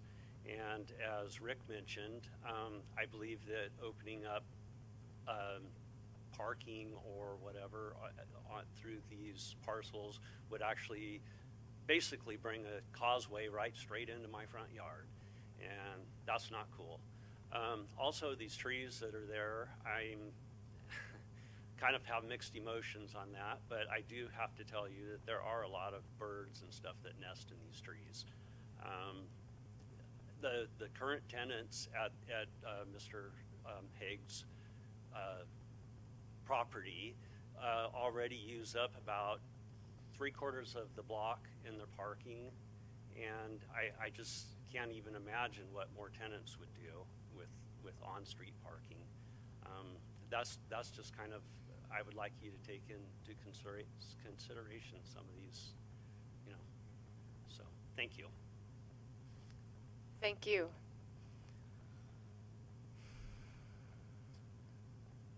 Guys know what I'm going to ask, so is there anyone else who would like to speak on this topic? Going once? Going twice? All right, the public comment section is now closed. Let's bring it back to the commissioners.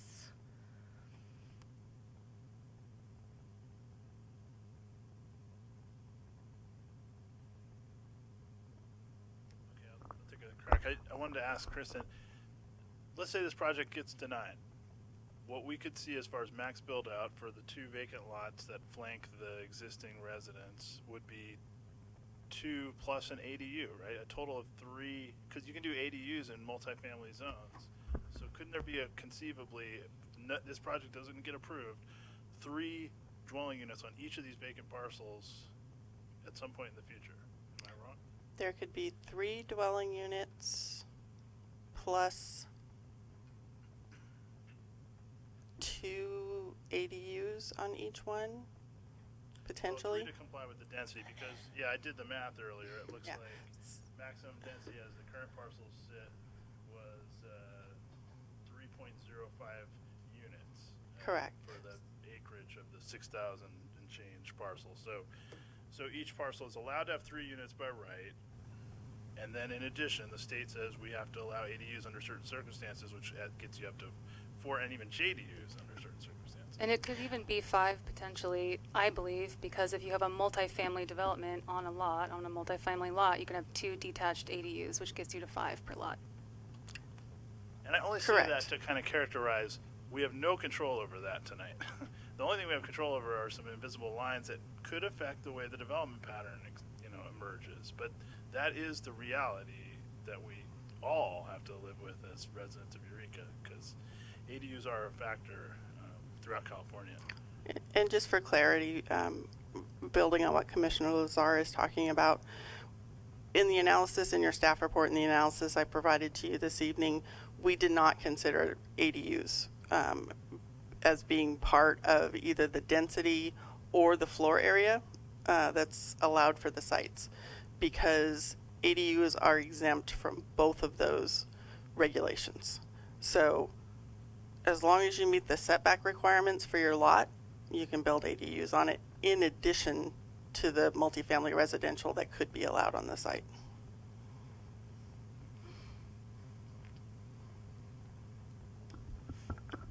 I have a lot of thoughts on this project. I grew up in the South Eureka area. I grew up 6 blocks from Winco, and personally, I love my neighborhood. I don't feel like it's crime-ridden. There are a lot of good people there. In terms of concerns about density, building out to 2 units per lot is similar to development patterns in a lot of town. The other good thing about small lots like this is they will be easier for somebody who wants to enter the actual market, the housing market, to purchase. They're smaller. They're a lot easier for young families, young professionals to buy. And I've noticed in the South Eureka neighborhood over time, as the houses switch over, it's a lot of new families, it's a lot of young people who can only afford that neighborhood of town, and they're not anybody to be afraid of, and they're not making the neighborhood more crime-ridden. And I think that's something to consider. I also think that minor subdivisions are generally pretty straightforward. I see no grounds to deny this. I think we have no reasons to consider this a project that could not be approved by the typical standards.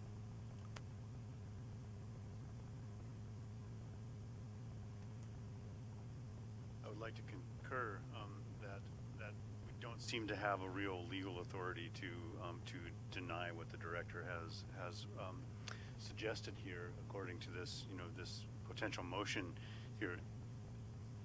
Oh, sorry. Okay. Yeah, it seems that we're in a quandary here as a planning commission, because either scenario allows for because of the medium density, for that density to be maximized. And so it's sort of being between a rock and a hard place. There's sort of one scenario and the other scenario, and both are more dense in one way or the other. And we don't have the ability to really say no to that, because even as Commissioner Lazar said, if our do nothing alternative is potentially worse than the do something alternative. So while hearing all the public, it's the one thing that I find very gratifying, and I appreciate the landowner and the developer coming, is that they seem to be proposing 4 single family units, single story, with 2 parking places. It seems that they are meeting what we're hearing, the outcry from the neighborhood of no maximum density. I'm already seeing a meeting in the middle, the building of a bridge of interest there, and we're not hearing about a 3-story multi high density kind of structure that have been described over on Harris. So but I will say that I look forward to seeing those plans and to see the landowner and the developer sort of, holding to what they say that they're planning on doing, and not switching that up after getting, if they receive the subdivision, at this point. And I look forward to seeing very specific designs at a later point. And we have a long memory as a commission, and we will continue to look out for the development being in conformance, or at least as close to the existing character of the neighborhood. I've been there twice to visit. I read all 30 pages and then 20 pages of public comment. I've looked at the parking at night, and I was there just this afternoon, this morning at 11, where there was a lot of on-street parking, because a lot of people were at work And so, I see the site, and I do know, having been around, that it is an improved site from what it was, and it's very difficult as we try to provide more opportunities for first-time buyers and more housing in Eureka to, every project sort of has "not in my backyard" written on it. People don't want it, but where are we going to go to provide that opportunity for the community to grow? So it's difficult, but I appreciate the folks who spoke tonight, and I really appreciate the developer and owner, what their vision is for this. I would like to echo what Commissioner Benson is speaking about. Again, to everyone who's listening in and to everyone's here, we can only guide within our legal guidelines, within the general plan set forth, and all the regulations for building and all the information at our disposal. So we're at a rock and a hard place. I am pro-development as well. I think that there are a lot of young families who would like to be in some smaller affordable homes here in Eureka. A lot of people who have been struggling to find housing. I come from really, really, really modest means, and I know what it is like to have to kind of like be scrappy and to find a place where it's safe to have a family, even though you're in a lower income bracket. So, I do feel that here with the developers and with this project going forward, again, echoing what Commissioner Benson said, it's not the maximum size just right out the gate, blowing out that area for, a 3-story building. It's a single-story proposed building, and I we do have a long memory, as Commissioner Benson said.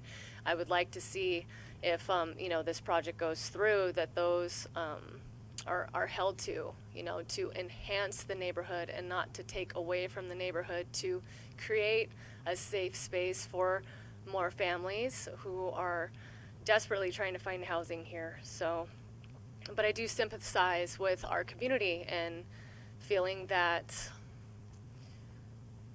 the drugs and the problems that plague our neighborhoods here in Eureka, these are real problems. Don't think that is not lost on me or any of us. I work in the commercial district in downtown Eureka, and it is challenging to say the least. So we hear you, I hear you, and just know I'm right there with you. And I wish that the path forward was easier. 100%. So.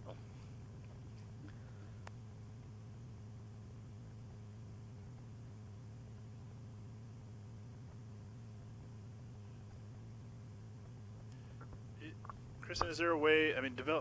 Subdivision is a privilege, not a right. We don't have to approve this project tonight. I think the neighborhood probably would have come to the hearing with at least different questions and concerns had they known what was planned as far as the ultimate build out of these parcels. They're learning it for the first time, as we are tonight, and that makes it hard to have much of a dialogue because this isn't the forum for that. So, is there a way to get a concept locked in? It doesn't have to be a set of plans, but it could be, building footprints, things that can kind of dictate the ultimate build out of the site that accompany the subdivision entitlement, and lock things into a specific footprint and massing. Have we done that in the past? And if so, what would be the way to promote that with this project? Since it appears the applicant and the owner has a design in mind, and they're not looking to just subdivide it and give it to the next guy to fulfill. I'm not aware of any time in the past that we have conditioned approval of a subdivision on a specific type or size of development, with the exception of like a major subdivision, obviously with a development plan and that kind of thing.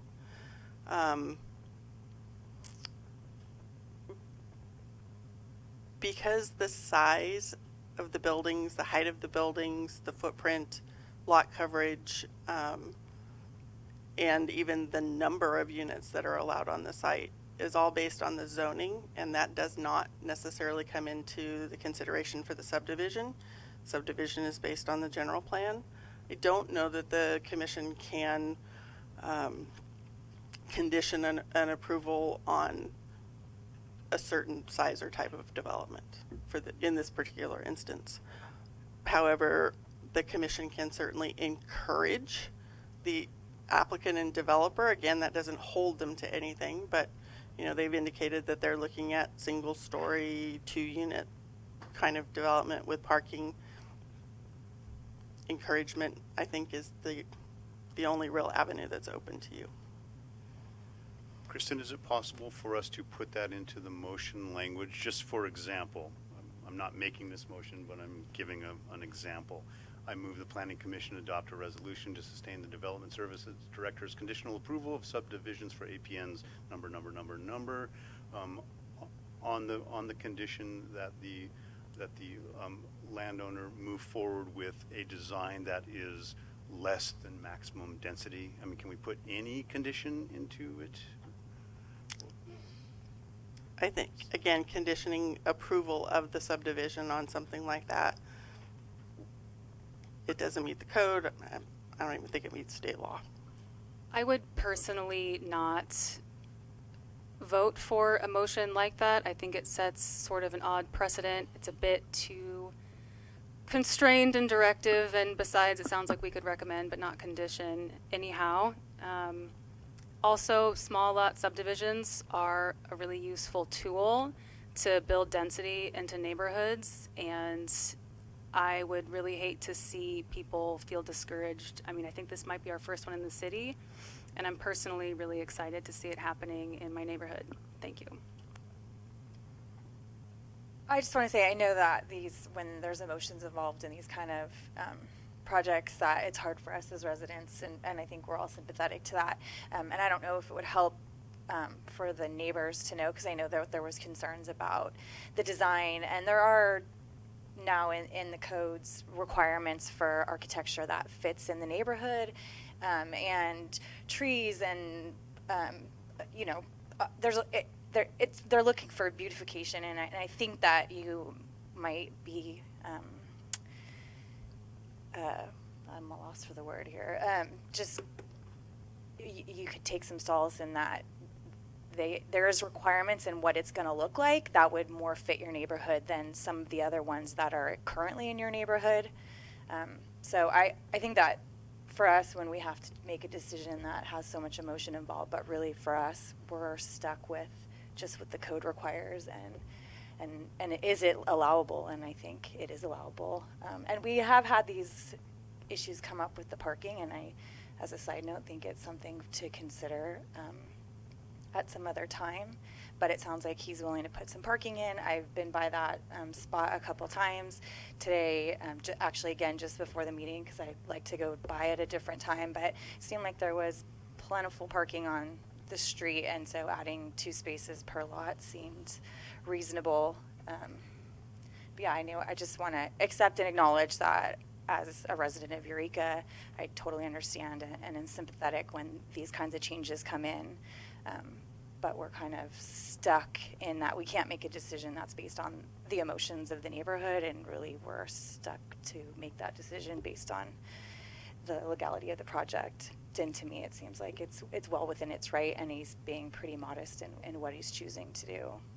So I agree with all of those things, and again, we are limited into our box of legalities with any project scope. So if there's any gross mishaps of that, or just things that don't fit within those legalities, that's just really what we're here as a stopgap for, just to be clear.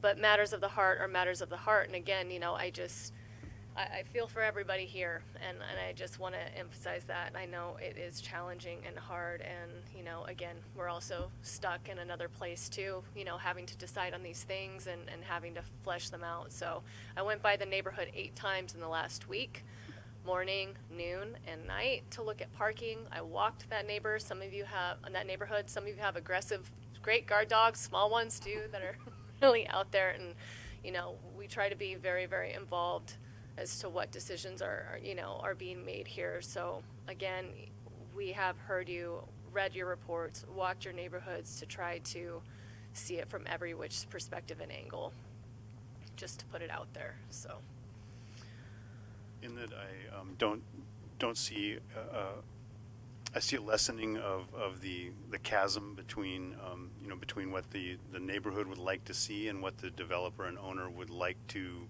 provide. I'm going to go ahead and make this motion.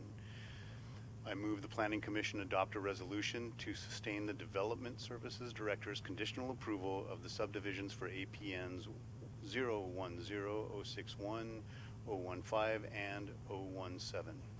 I'll second. So all those in favor? Oh. I'm in support of the subdivision, I want to be clear, but I do want to feel it out a little bit more. So we heard comments about the trees. We can not protect those trees through this project, but we could, if this project were to go away, those trees could go down, it seems like. I didn't see the protected trees list. I looked for it online while we were talking. Wax myrtle, are they on the protected trees? Because there's a pretty significant size wax myrtle. There's a lot of second growth redwood I saw. I mean, those are the kinds of things you could weave into a development concept when you have plans for what you want to do. But we can't, because tonight that's not what's before us. And I understand that, and I understand that we don't need to have those plans to approve the subdivision. And I definitely take what my fellow commissioners are saying as far as small lots are a way of promoting affordable housing by their size in and of themselves. And they tend to self-regulate in terms of parking issues, because you can't move in with to a parcel with a small house and expect to have a ton of parking. It's just, it will, I'm not too concerned about it. And I will say, I live, less than 10 blocks, probably more like 5 from this. So I am familiar with this neighborhood. So I'm just interested to hear if the applicant or their agent have any potential, is it possible that we could be back in the next meeting to approve this project with a draft concept? So, no, I'm hearing, yeah. Okay, so I just wanted to try. Well, we have some theoretical property lines here that are on a tentative map. Yeah, no, I've seen that, but I need, we can waste a lot of time and money. Yeah. So I think we're not going to probably close that gap tonight, but I just wanted to feel that out and see. And hopefully the applicant and their agent are taking to heart, the neighborhood would like to see compact, not high, have enough off-street parking. Those are the things, don't push the limits on that. So I'm prepared to vote. And Madam Chair, if I could just clarify, because the uses that they would be proposing are principally permitted on the site, it's highly unlikely that this will be back before the Planning Commission for any type of approval in the future, unless it's on an appeal. Thank you for the clarification, and thank you.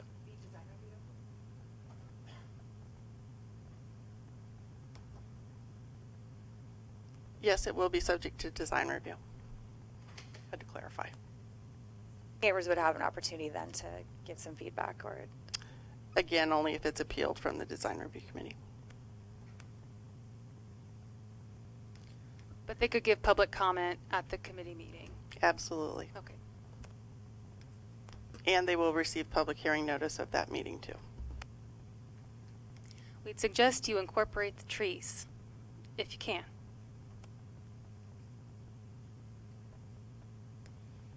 So no other comments here. Are we ready to vote? All right. All those in favor of the motion, say aye. Aye. Aye. Aye. All those not in favor, let the record show. This motion passes. I'd also like to say the South Eureka neighborhood has an improvement group, the South Eureka Neighborhood Alliance, that successfully got the Eureka City School District to demolish Jacobs campus. We're thinking about working on Highland Park next. We have a Facebook page. If you're interested, please follow us. Thank you.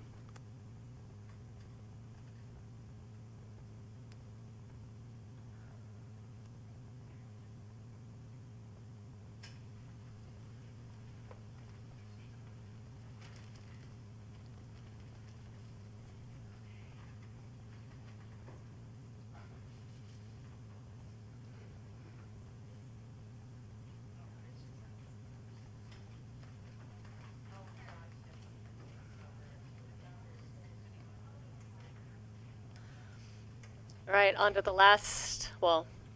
the third item for the night. Let's say that. Thank you, staff. Yes, hey, good evening. Please bear with me while I speak in person for the first time in a year. The Zoom thing, when you had two screens for Zoom, was a lot easier when you had your presentation, so I'll be doing it this way. Okay, tonight I present to you for your consideration the Cook and Callison Alley Vacation, SV 21-001. And again, I'm sorry, I should have introduced myself, Caitlin Castellano, Senior Planner. Thank you. So here's a bird's eye view of where the proposed alley vacation is in context of the city limits. Here we are zooming in. It is south of Harris Street between L and M Streets, beginning at Bryant Street to the north and ending at Manzanita Avenue. You see the photo on the left, the Bryant Street to the north. There is the approximately 550-foot long dead-end alley, which dead ends at Manzanita Avenue, which was vacated, I believe, in 2003. The star is where the proposed alley vacation is. Again, it's between two single-family residences at 113 Manzanita Avenue, which is at the south end of L Street, and 3484 M Street. It is in the R1 residential low zoning district, and it has a low density residential general plan land use designation. Here we are even closer in. There's the two single-family residential properties. There's the proposed alley vacation in the middle, and I did circle this little detached accessory structure, is probably a shed, which you will see later in a street view photo of the alley.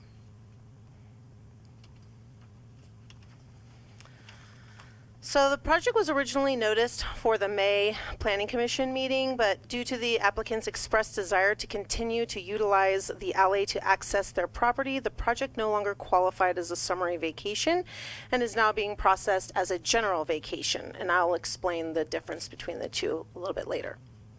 It's a 20 by 60 portion of the alley. There is no through traffic. Half of it will revert back to each parcel on either side. There are no utilities in this portion of the alley, and the city has not expended any money on maintenance. And the applicant believes that the alley vacation will help deter loitering and criminal activities in that portion of the alley. So briefly, the street vacation process, Streets and Highway Code Section 8300 provides the city council authority to vacate and outlines a process. California Government Code 65402 requires that the Planning Commission report on the conformity of the proposed vacation with the general plan to the City Council. Vacation means abandonment or termination of a public street, and a street means it's a highway, road, street, alley, trail, or public easement. The city does have policy 4.02, which describes how the city will process summary versus general street vacations and easements. There are two types. The summary vacation is mainly used when the alley has not, or street has not been used or has been impassable for 5 years and no public money has been expended for maintenance.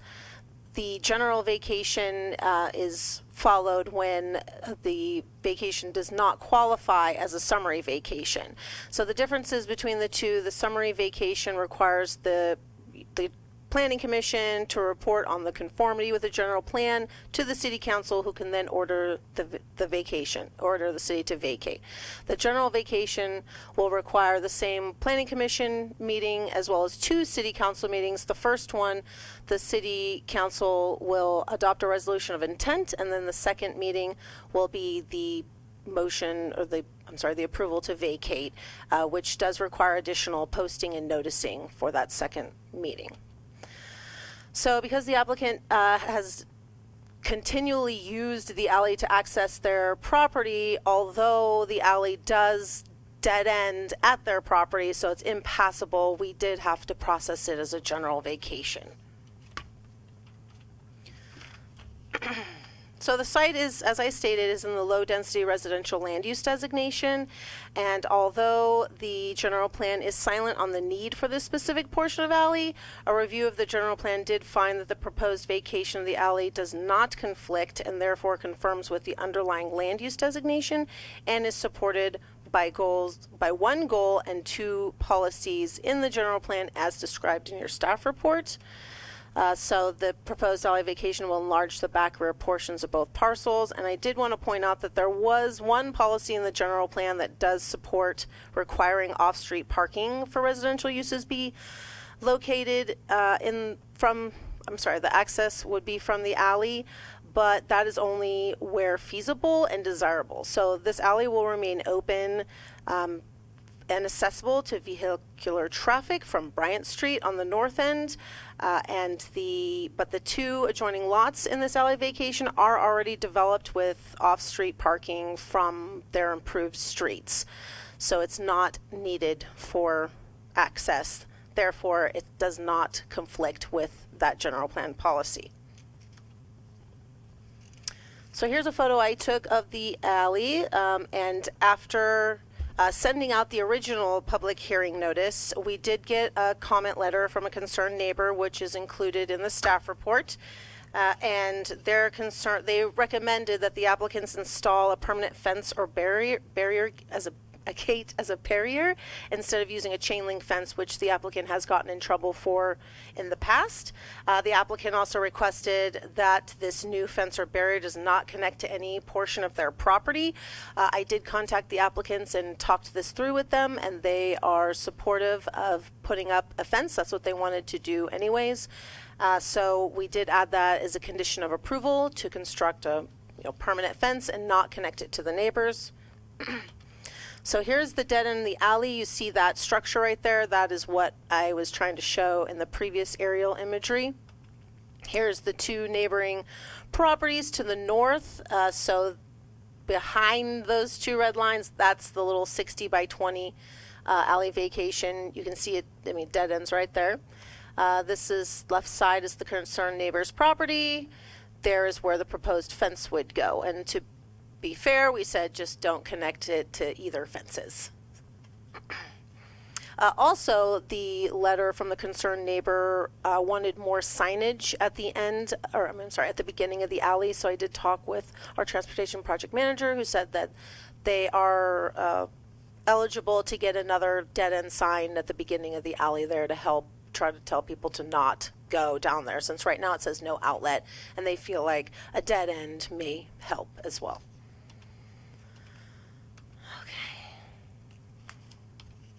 So staff's recommendation is to hold a public hearing and adopt a resolution reporting on the conformity of the general vacation to the City Council, and here's a recommended motion. I'm available for questions, and I do see the applicant in the audience.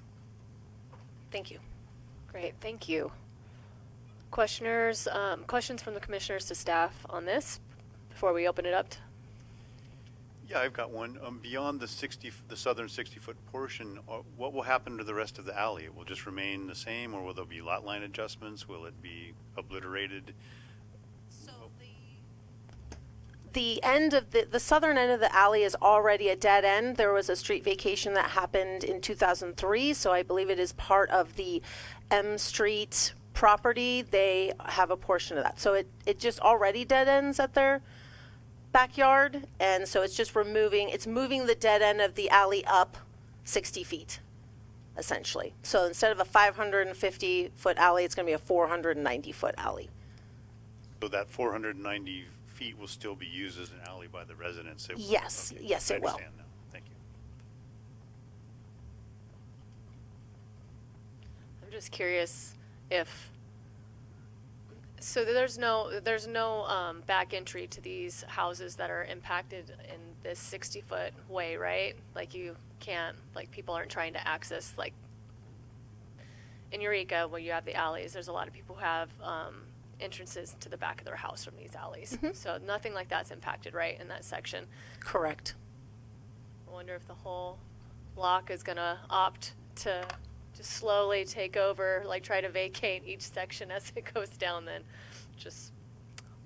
Well, if I may clarify, that's one of the reasons why was changed to a general vacation because the other owners, if they say the alley hasn't been used, well, this neighbor does use, the applicant does use the alley. So that it would be tough to make the findings that the alley has not been used for 5 years because this applicant is at the dead end. So he kind of gets the benefit of cutting it off at his property, but which it may be difficult for the neighbors above unless the city vacates the whole thing at once.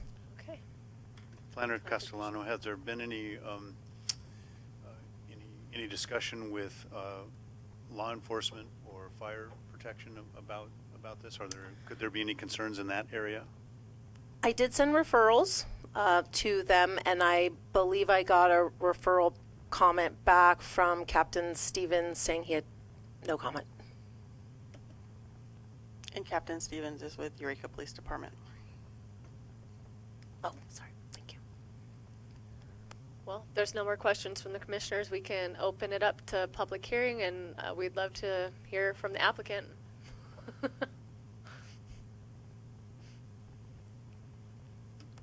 Cook. I live at the end down there.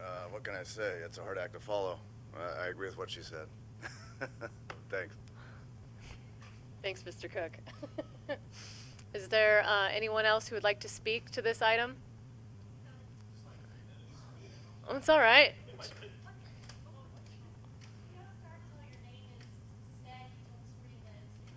Yeah, take your time. I do have actually one question that came up in this. I know the letter that let's call them the neighbors that wrote the letter said that they don't want the fence connected to any part of their fence. Now, we share a fence, and I believe that is what they're speaking of. So I originally had built a fence when they came in and demolished the house that they built their new house on. They asked if they could redo the fence. I said, sure.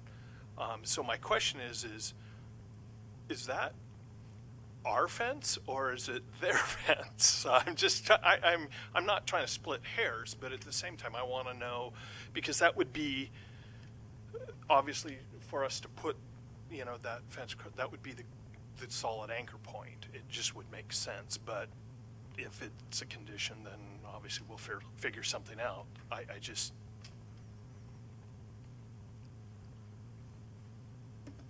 you like staff to answer that question? Yeah, please. And yeah, then we can go back to the. Yeah, I'm just asking the question, just because.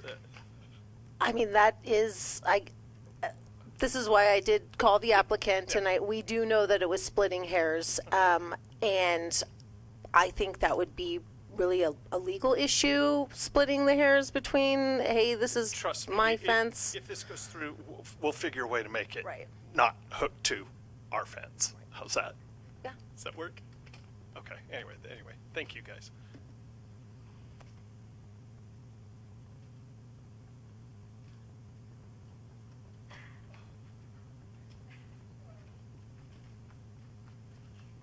Hi, I thought my husband would just say this, but he's lived in the house for 50 plus years. And his family obviously maintained this alley for all of those years. I've lived in the house now for 31 and we've done the same. The city hasn't, I don't even know if they knew it was there. But anyway, I just wanted to add that to it. Thank you. Anyone else like to speak? All right. Great. We'll close the public comment section, bring it back to the commission. I don't have any questions on this, so I'll leave it open to you guys. I'll move the Planning Commission adopt a resolution finding the general vacation of the southern 60-foot portion of the alley located between L&M Streets and Manzanita Avenue and Bryant Street adjacent to APNs 011-212-212-023 and 011-212-018 conforms with the general plan and recommending the City Council approve with the conditions the application to vacate. I will second that. All those in favor? Call it out. Aye. Aye. Aye. All those against? Let the record reflect, this motion passes.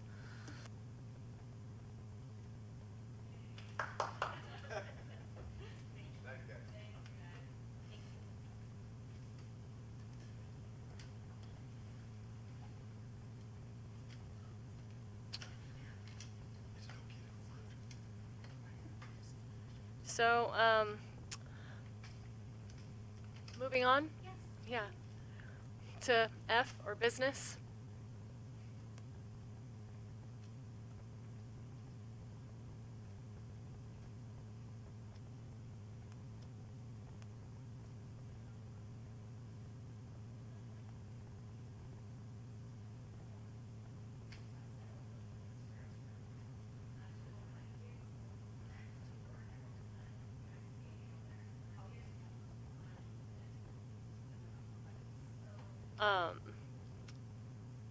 Yeah, there's no old business and there's no new business. I have a little new business though, sorry. And it's come up a few times and I don't really know if the ship's already sailed on it, but I just wanted to circle back to that parking issue and maybe, I know it came up when we were going through the new zoning. I know you guys weren't around for that, but it came up a lot and I'm seeing that because there's so many houses in neighborhoods that don't have off-street parking.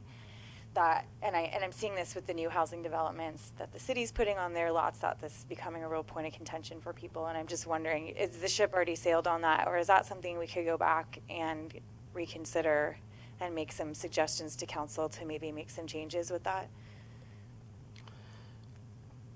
So the ship has sailed, but it could come back, I guess. If the Planning Commission as a commission wanted to make some recommendation to council that they revisit and make changes to that and had specific changes in mind, then I think we could certainly take a look at that at our staff level and determine taking those forward. Or Okay, I don't know if the rest of them feel that way. I just know it comes up almost in every single meeting now, and then just reviewing some of that, it seems like maybe it needs to be revisited. And I certainly understand the concern. I have those concerns too, lots of times for specific neighborhoods. You know, they seem really on-street parking impacted now, and additional development in those neighborhoods is going to potentially even further impact it. One thing that is happening is we have received funding from the state of California through the LEAP program, the local something program. Sorry, I can't remember it. And one of the things that funding is going to pay for is a parking study for downtown and Old Town. And we're actually just getting started on that. It's been on hold because of the pandemic. But I think that even though it's not necessarily looking at residential neighborhoods, it's going to look at what the parking actually is as it exists, you know, on the street, and the potential for additional parking to be available. So some of that, I think, could kind of spill over onto the residentially zoned properties and kind of, you know, give us an idea about that. But yeah, at some point in time, I think there's a tipping point where you force too many parking spaces off of a site or not provided them on a site and force those people to park in the street. The council was very supportive of the parking regulations as they were proposed in the zoning code, so I don't know at this point in time how willing they would be to, you know, actually make changes, but we can certainly deal with that. I guess that's one thing I would say too, is that I feel like with the current council, it's the emphasis is on housing as opposed to cars. I think we'll have a lot of people upset about that. But I think it's a policy choice of the current council. But also, if we had a discussion about it, maybe the public would get involved and understand the pros and cons. So maybe it's a transparency thing. I'm not against having the conversation, but you know, for my part, I definitely prefer to see that density happen. Also, since we're just like bringing stuff up, maybe we should talk a little bit about Commissioner Lazar's energy dreams and adding that to upcoming projects. So I would be down to discuss that as well and requiring it for all projects. I know I had some concerns when it was for a specific project, but I think as a policy decision, I'm totally supportive.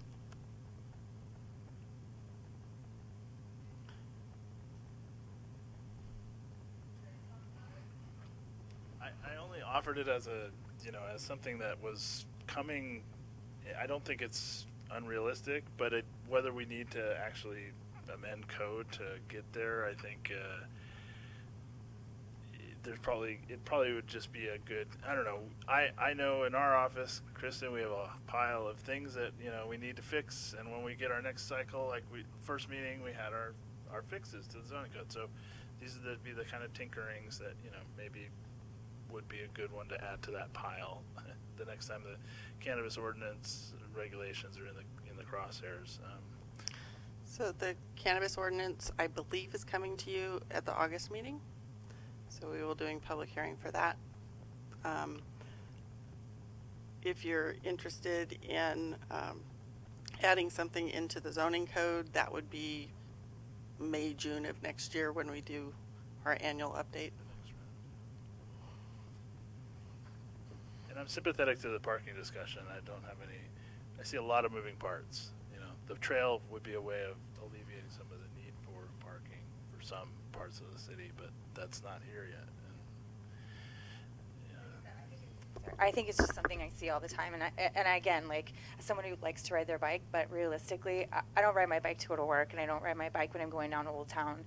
I drive, and so I love the parklets, and I love all that, and so I'm generally a soapboxer of, like, walk 2 blocks. You don't need the parking, but in these residential neighborhoods, and like I said, that particular site I visited a few times, it doesn't seem impacted, but I just know that that's come up quite a few times, and in some cases I can see that there might be some lenience, a little over leniency given to developers based on like adding a bike spot or whatever, and if we were more apt to not be so reliable on cars, then I could see that would be sensible, but in a lot of cases I'm seeing that it's not quite as sensible, and it's inflammatory for these cases.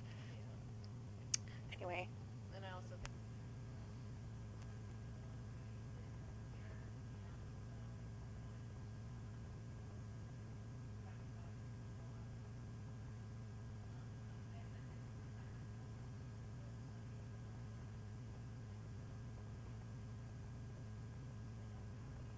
It's starting now. Yeah, we're gearing up for it right now.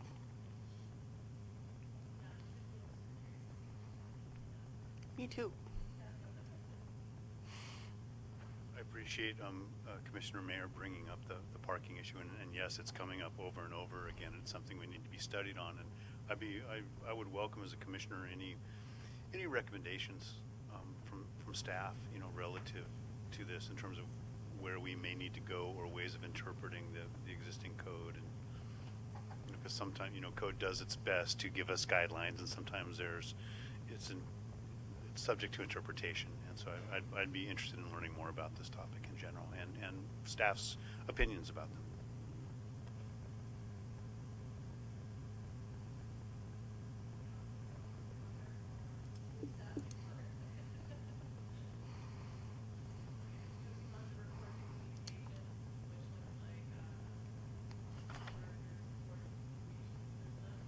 Actually, I have a couple things. So thank you again for all being here tonight. Welcome back. The city is working on a process to allow us to do what we're kind of referring to as hybrid meetings. Not exactly sure yet what those are going to look like, but it has something to do with staff being able to be here in the room with you or to be upstairs at our desks or someplace else, and it includes commissioners being able to be here or not, and zooming in or whatever the technology is that we decide to use. For the commissioners to be able to not be in the room in the future, that will be dependent upon Governor Newsom or whoever the governor is, not changing the modifications that they made to the Brown Act. So with the pandemic, they changed the Brown Act to allow meetings to happen without everybody being in the same room, basically. So as long as that that change remains in effect, then our hybrid meetings are a possibility, and as soon as I know more information, I will share that with you. Housing RFP. So the housing RFP for the next 3 sites is due to go out in July this month. Originally, the timeline was to have it out on July 1st. We went to council in June for them to review it and authorize its release, which they did. Since then, there have been a number of citizens and local business owners that have come forward with ideas about purchasing privately owned property and then swapping that privately owned property with the publicly owned property, the public parking lots. So there's a lot of concern with the developments that are proposed for both 4th and 5th Street. So if there was a way to find some other property that was able to support the number of housing units that are required for those lots, then that might be a possibility. So we are actually looking at potentially moving forward with that. We've drafted a letter to Housing and Community Development to talk with them about making these swaps. There have been some parcels that are potentially identified, so that may be changing. That is good to hear.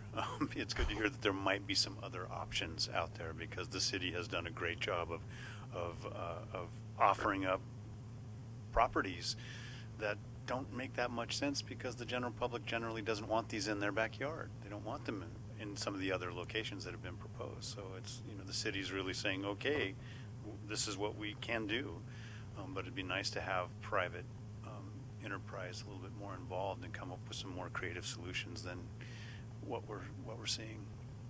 Definitely. So bottom line on that one is that the housing RFP is currently on hold while we work through this. If HCD can approve the proposed, I call them the swaps that we're proposing to make, then we're proposing that the RFP for this year go out no later than October 1st. And it would include the parking lot here at 6th and L, so right across the alley here from City Hall, and also the one at 2nd and L. So, any questions on that? So I have a question for you all. I've been providing comments to you prior to the meetings via email, obviously.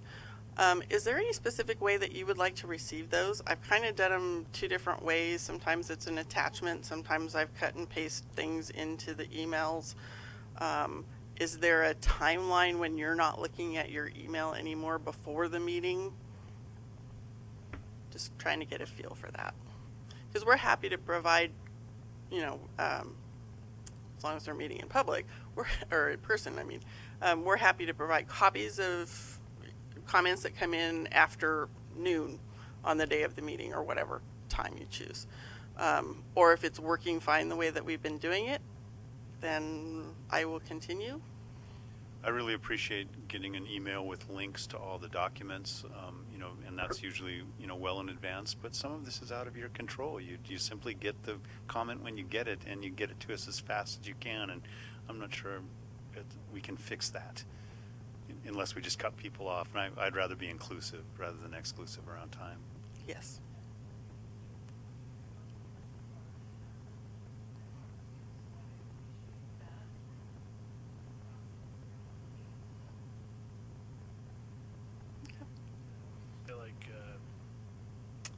Use your discretion. I appreciate it when you curate it. You don't just dump the forward. It seems like you're very good about that, and messaging to the general public that we're not necessarily going to look at it afternoon or something like that would be a good way to set expectations. And if we can, great.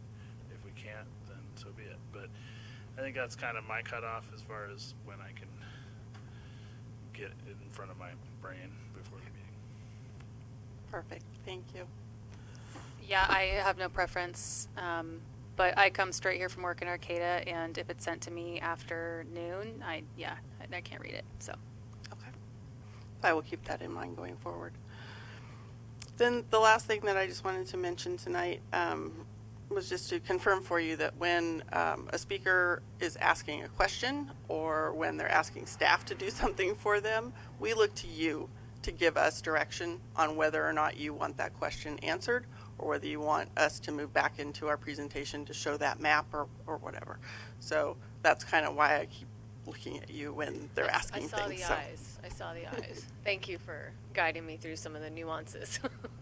My only other experience is on the Open Space and Parks and Rec Commission here in Eureka, and it's very problematic to give people more than just their ability to comment when they start asking questions and expecting answers and a dialogue. That's what people think before they really get used to this, and that's not really what we do here. But it sounds like we have a little bit of flexibility, but it's a slippery slope, right? It is. I mean, I think it's just more like, in my perspective, just being fair to everyone who's here and being present and having the same opportunity. That's, I have no problem engaging or trying to answer a question or just saying I don't know the answer to that. And that's totally fine, but just trying to keep it consistent among everybody who has the opportunity at hand. That's just where I was struggling a little bit, but I'm glad we have a little bit of flexibility and obviously great staff to walk us through it. So thank you. Also, thanks for taking over being chair somewhat unexpectedly. You're doing a great job. I'm trying, you guys. You've been a great team to work with. So I truly appreciate all of you here and all of your different perspectives and backgrounds and insights. It's great to have such a diverse group. So thank you. Warm and fuzzy feelings here tonight. Yeah. So if that was your last item, are there other reports and communications? I have one quick one. I think last meeting that ultimately was canceled, Kristen attached the annual goal setting to the packet, I'm pretty sure. So that is a good thing to look for, the conversation that we had about parking and revisiting parking requirements. If you check the annual goal setting for the council, it's a very fresh update on what the priorities are and what things they may or may not entertain. So it's just a good FYI to go back and check that. I'm sure it's on the website as well, if you haven't yet. Awesome, thank you. Well, if there are no other reports or communications other than that, then it is adjournment. Do I have to use the gavel? Okay. Don't you want to use I the know. gavel?